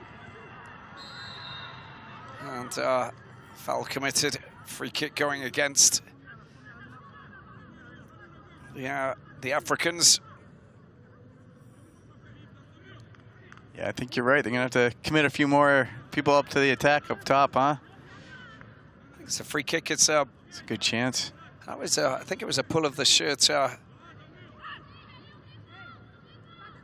It was. It's going to be. I think it's a free kick for the Côte d'Ivoire. I think they pulled the shirt. So the referee getting the right call. He's playing the advantage, but they didn't get the advantage, hence the reason why he went back. This is going to be a great opportunity to try and get a goal back, make it 2-1. And a good range to try and throttle the ball and find the back of the net to beat Camille Planchet. But there's a lot of traffic in her way.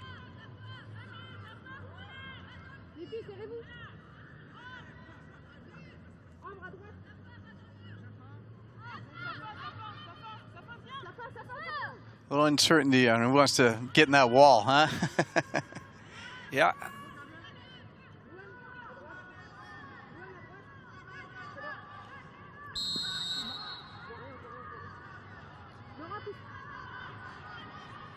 Is the free kick? It's gone high. Oh, it's just gone over the crossbar. A good opportunity there. Well, 2-0. And France managed to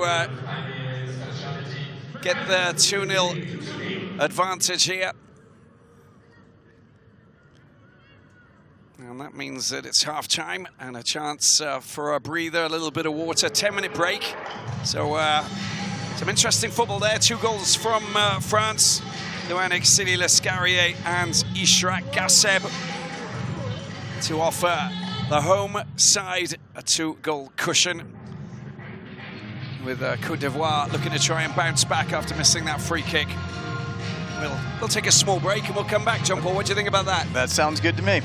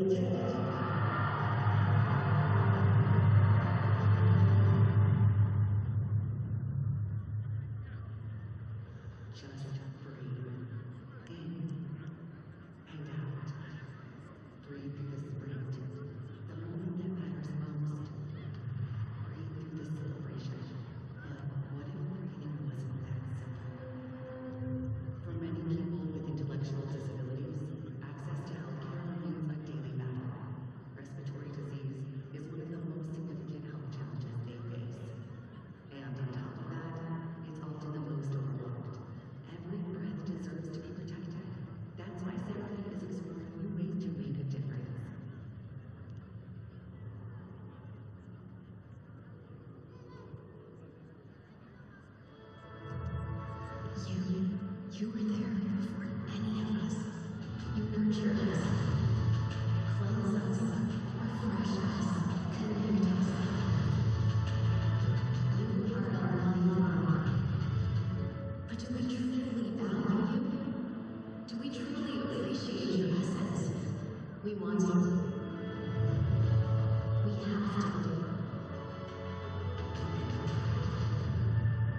We're meant. Soar. Mission 1.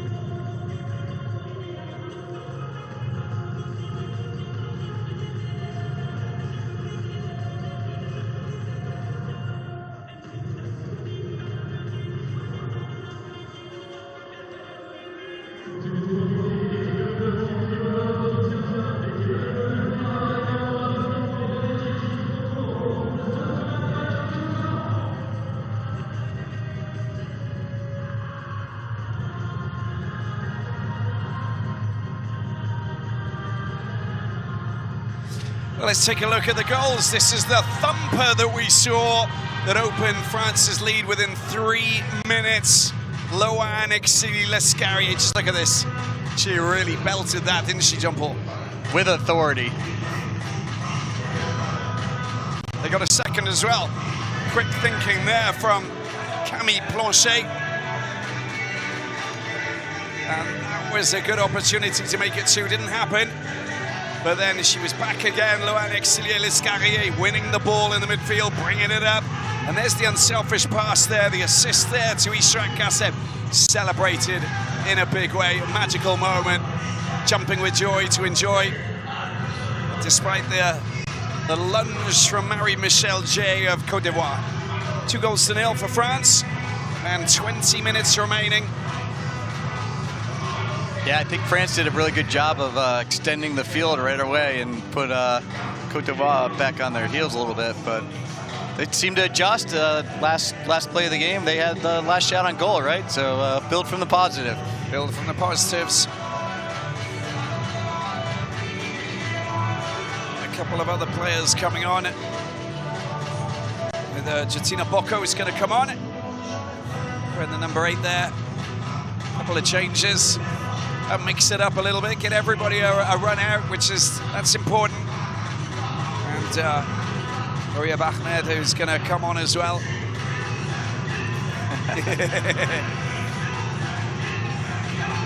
She's ready. She's ready. Relaxed and ready to go. That's good. Always intrigued and wonder what the coaches do at this point. How do they bring their players back out of the half here? And our coaches are unique. They're special people. I talk a lot about how in Special Olympics our coaches inherently understand that they're coaching for off-the-field metrics. A lot of times we talk about being a sport for development organization because we know that what we're doing should have an impact beyond the pitch, and our coaches are the ones that design that. So whether it's learning resilience, learning healthy habits, learning leadership, all these types of things, our coaches are very aware of that. This is a major part of their job. And there's such a difference between there's a long-range shot going in. There's such a difference between good coaches and bad coaches. Absolutely. And you need to, it's all about being positive, isn't it? It's all about building and helping. And there's a chance here for the Côte d'Ivoire as they try and go for an early shot. And picks up once again. Will it be a goal for the Côte d'Ivoire? There's the tussle at the back. And a little bit of extra support potentially coming her way. She's on her own. And she definitely needs a little bit of help there. Fatouma Traoré. That was a battle.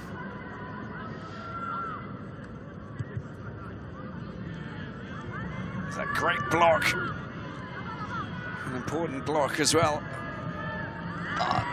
So close. She stuck with it. Just need a little more help. And this is better from the Côte d'Ivoire. They've found a way to rattle this French defense.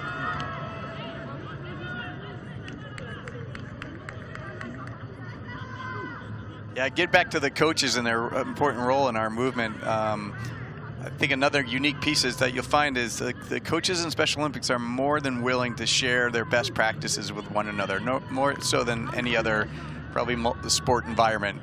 Again, because we know what that goal is off the field of play. So we do a lot of work around coaches hubs, collaboration, trying to really, so much happens that you learn on the job in coaching, right? Certification's really, really important, but the more we can get our coaches to share what's working well, we try to create those opportunities in Special Olympics. Yeah, that's, sharing is caring at the end of the day, isn't it? It's a good mentality.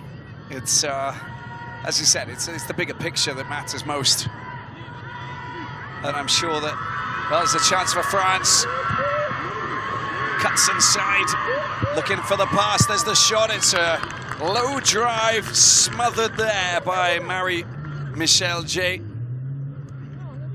Danger coming their way.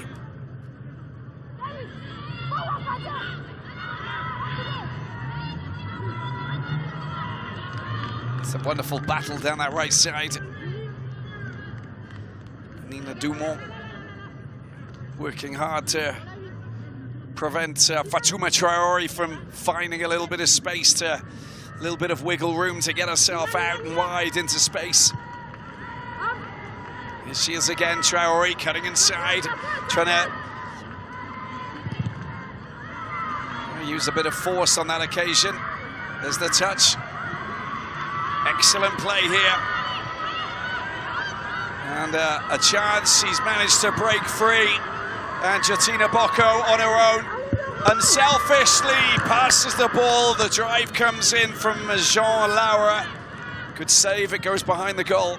And what an opportunity. Wonderfully unselfish play, that really was.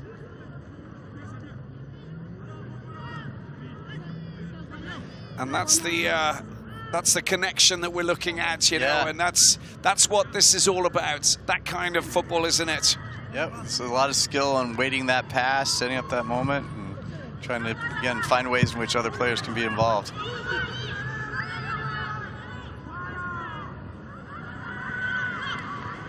On the attack once again. Pass comes back as Bocco into the corner. Third goal for France. It goes both ways, right? You know, that's a great pass. Set up number 8 beautifully. And she did her job and finished it. Yeah, good first touch as well before picking her spot to beat Marie-Michelle J.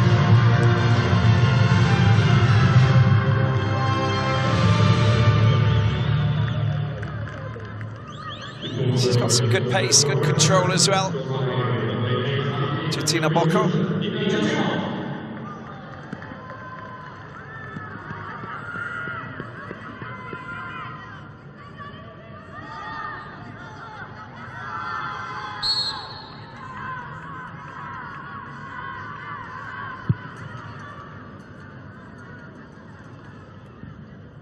Happy to get the ball up the other end. I thought the photographer was going to get a little bit of control there, just to flick it up onto the shoulders, you know, a little bit of control.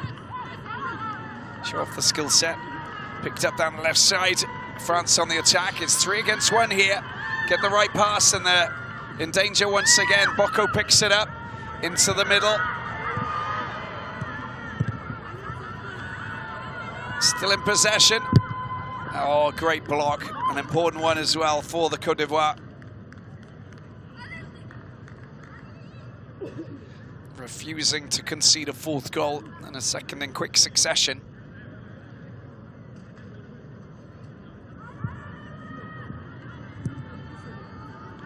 The interception and a chance is Traoré. This has been a battle, an intriguing one as well. Love the skills. He's not finding a way through just yet. Bocco gets involved as well.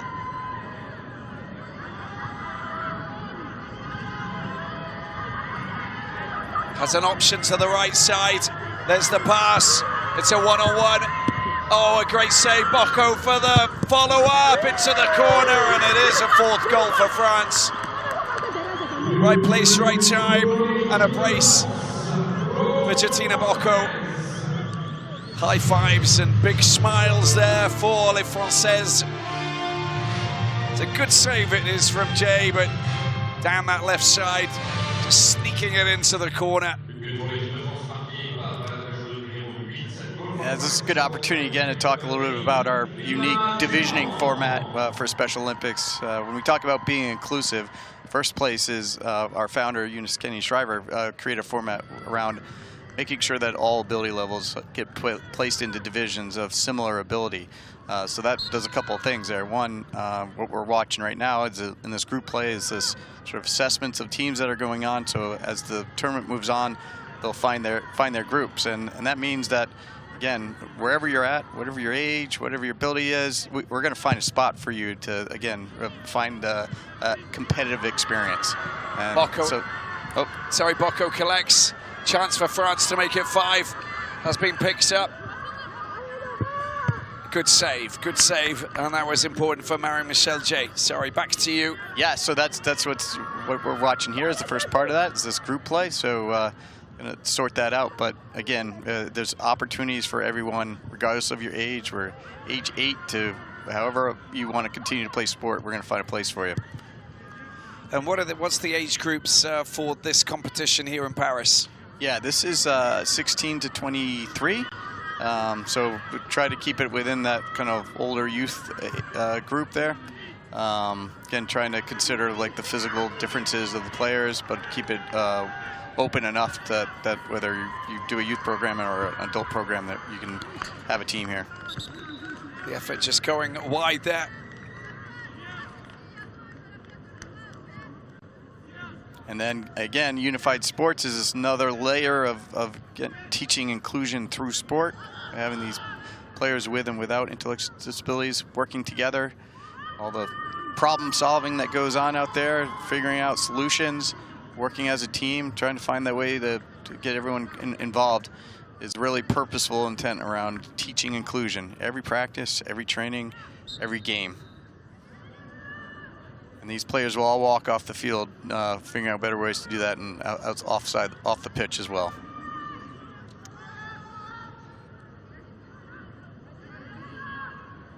And what are the requirements for those who are not the athletes that are coming in to join up with, you know, to make up the teams? Yeah, there's a willingness to have an inclusive mindset. That's about it. Yeah. So again, we do a lot of work in schools. We start with a unified sports program. We talk about that principle of meaningful involvement, and then we try to amplify that through the whole student body, teaching lessons on how to learn from one another and being more accepting and again, looking for ways to hold expectations high, but find ways to keep everyone involved and engaged.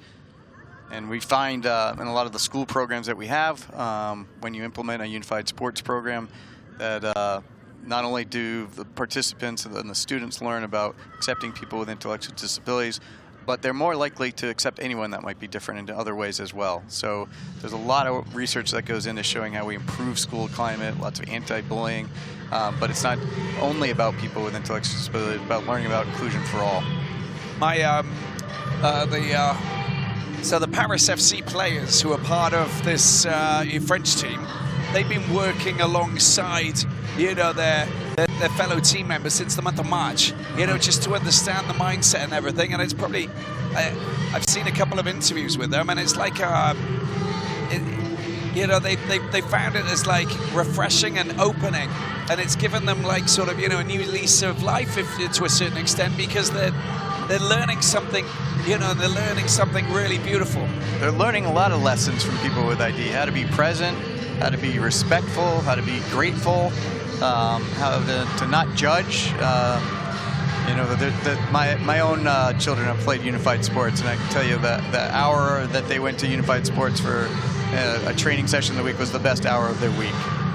Non-judgment free zone, and when you go into it and you think you might be providing a service, you find out you get a lot more out of it.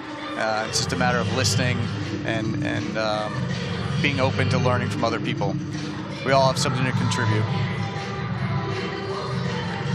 I love what they're doing. They're just like having fun, aren't they? Yeah. Nina Duman's scoring a brace, 4-0. French, well, they're enjoying themselves.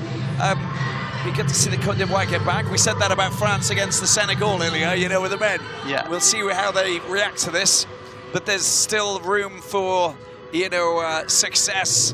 The success story is to complete the week. Yep. And enjoy yourself and have a wonderful experience here and walk away, you know, with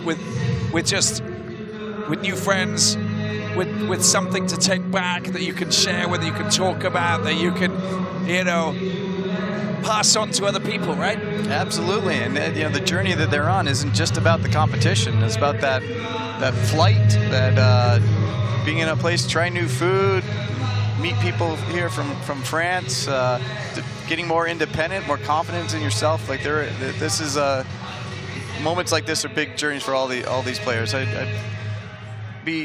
wouldn't be surprised to know that many of them this may have been their first flight. They've scored a goal just from the start there. The goalkeeper was out. Jar was out of a goal, and there we go. Smart, intelligent play. Well, look at this. It came over to Nina Dumans, and she reads it so well. 2 touches, 3 touches, and that's a great score from the halfway line, isn't it, to make it 5-0. And she scores a hat-trick, Nina Dumans.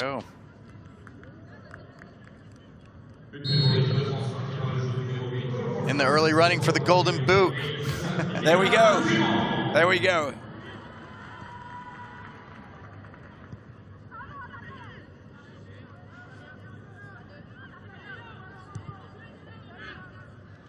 Seven minutes left to play here. That's a good ball through the middle. Goalkeeper comes out. That's great play as well. Again, they're so well dispersed, France, that it's difficult to knock the ball into space and not see the French player in position or ready to get in the way.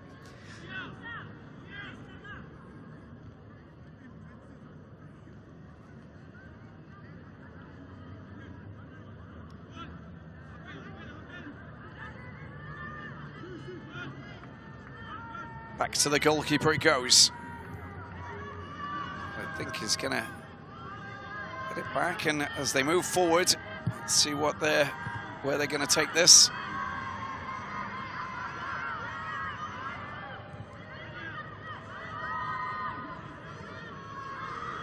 Great running, a chance. And they're back in position. There's the long range shot there. Well, going for a shot, it's a good idea. They want to try and beat Camille Planchet, but she's doing a brilliant job at the back.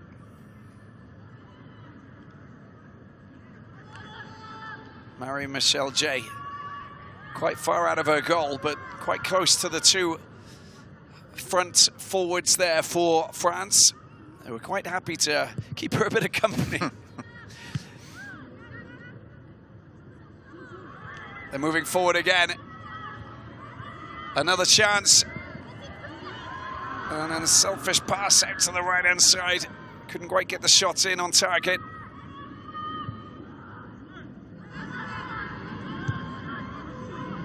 And there it is, it's been set up, shot into the corner, there's the goal. And a fabulous effort there, coming from Ashwag Amouri. Haven't seen that celebration before. No. It's a good finish, isn't it, into the corner. Head down, she knew where she was going with it the whole time, didn't she? Great strike. There we go. Isn't that the 6-7, isn't it? Yeah, I think so. Yeah. My kids don't let me say that.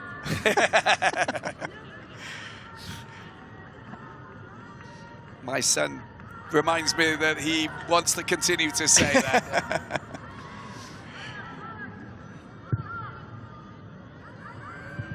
Back up to Camille Planchet. 4 more minutes remaining here as the sun starts to go down properly. We've seen enough of that. And a decent clearance there just to prevent the French from pushing forward again. With Amouri, who's been clinical with her last strike.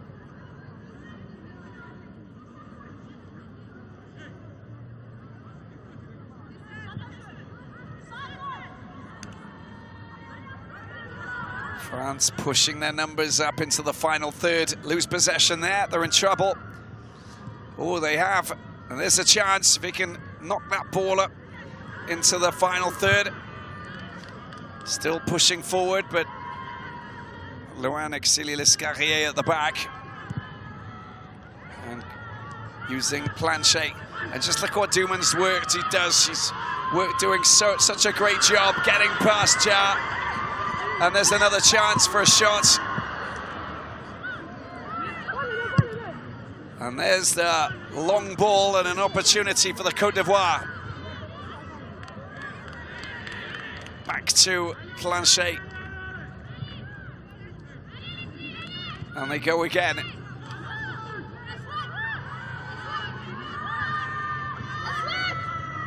Zamori, oh, off the post. Denied by the woodwork. Dumans picks it up.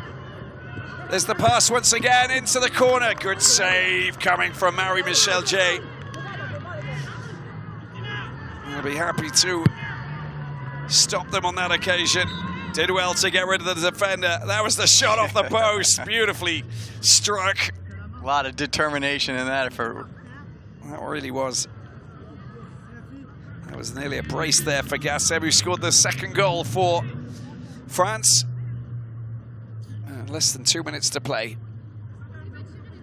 Another unique piece with this, with the coaches, is we will recognize a coach of the tournament from both on the women's side and the men's side, but it's the award is selected by the coaches, so the coaches will be voting for that to see which of their colleagues they want to honor with that award. That's fantastic. It's been some really touching moments to see people getting recognized by their peers. Well, they got a free kick here and a chance to make it 7-0 with maybe one of the last shots of this game, this opening. Class, there's the pass. Oh, there's the shot. It's just gone wide.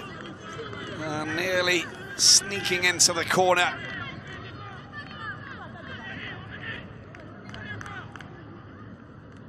Good idea, good pass. Right across the face of the goal. Missed by much.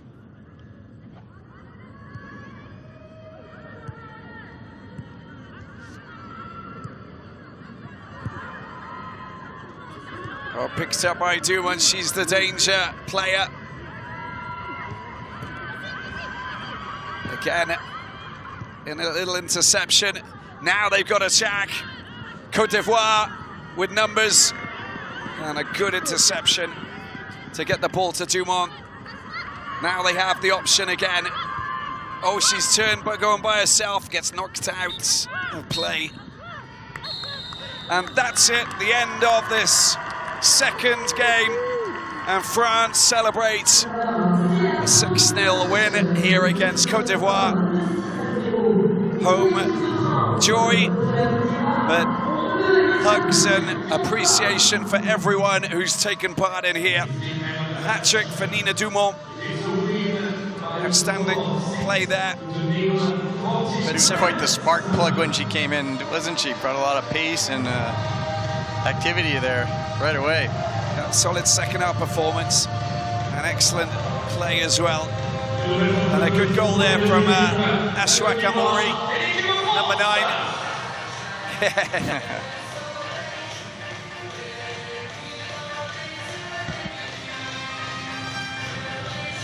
Laura Jean and co. Happy days. There we go.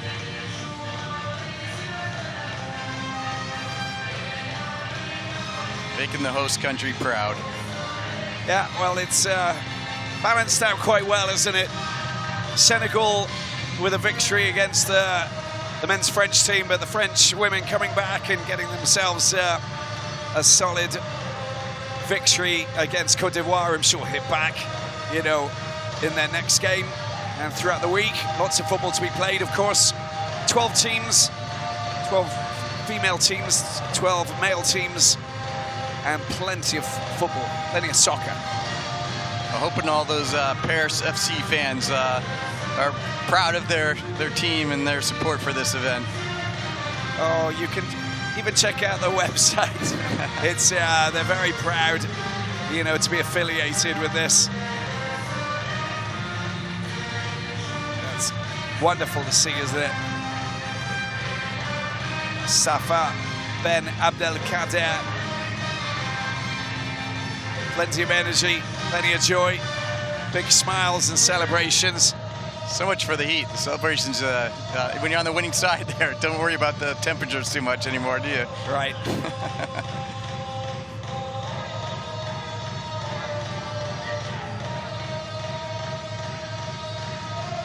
Well, the French team going over across to celebrate with the fans and the family, of course, who have turned up. We'll see a lot of that this week. Yeah, we will. I think that just makes it so special as well.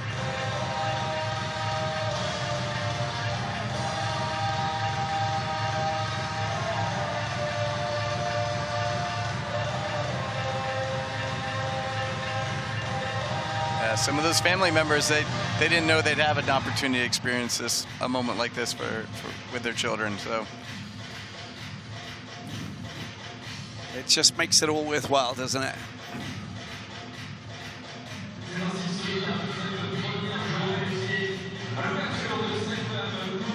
Well, you can check out the Special Olympics website, of course, and follow Special Olympics on Instagram. There's lots of content that's going to be put up and has been already. Get involved in, you know, follow it, like it, share it, you know, pass on the word, because this is such a unique and very special setup. The family's getting bigger. You want to get involved in, well, you can. There's ways of getting involved, aren't there, John? You can get involved with Special Olympics France here locally, but anywhere you go, you can look up the Special Olympics program in that country. We're present in over 220 countries, so there's a place for anyone to get involved in. And here, you know, we have a good week of competition going on. We'll have at least 4 pitches active over the next few days. Come in early while it's cool. You know, the action will be going early in the morning, so I hope to see a lot more fans coming out and check it out. As I said, I think you know, the buzz will just continue to grow as people learn more about what this event is all about, and just be part of something that's a really joyous occasion with a really big impact on a lot of people's lives. Come and make some friends. Come and hang out with us. There we go. Thanks very much for watching. It's been a pleasure. Paul, I just want to say thank you as well. Thank you, Robbie. It's been a pleasure.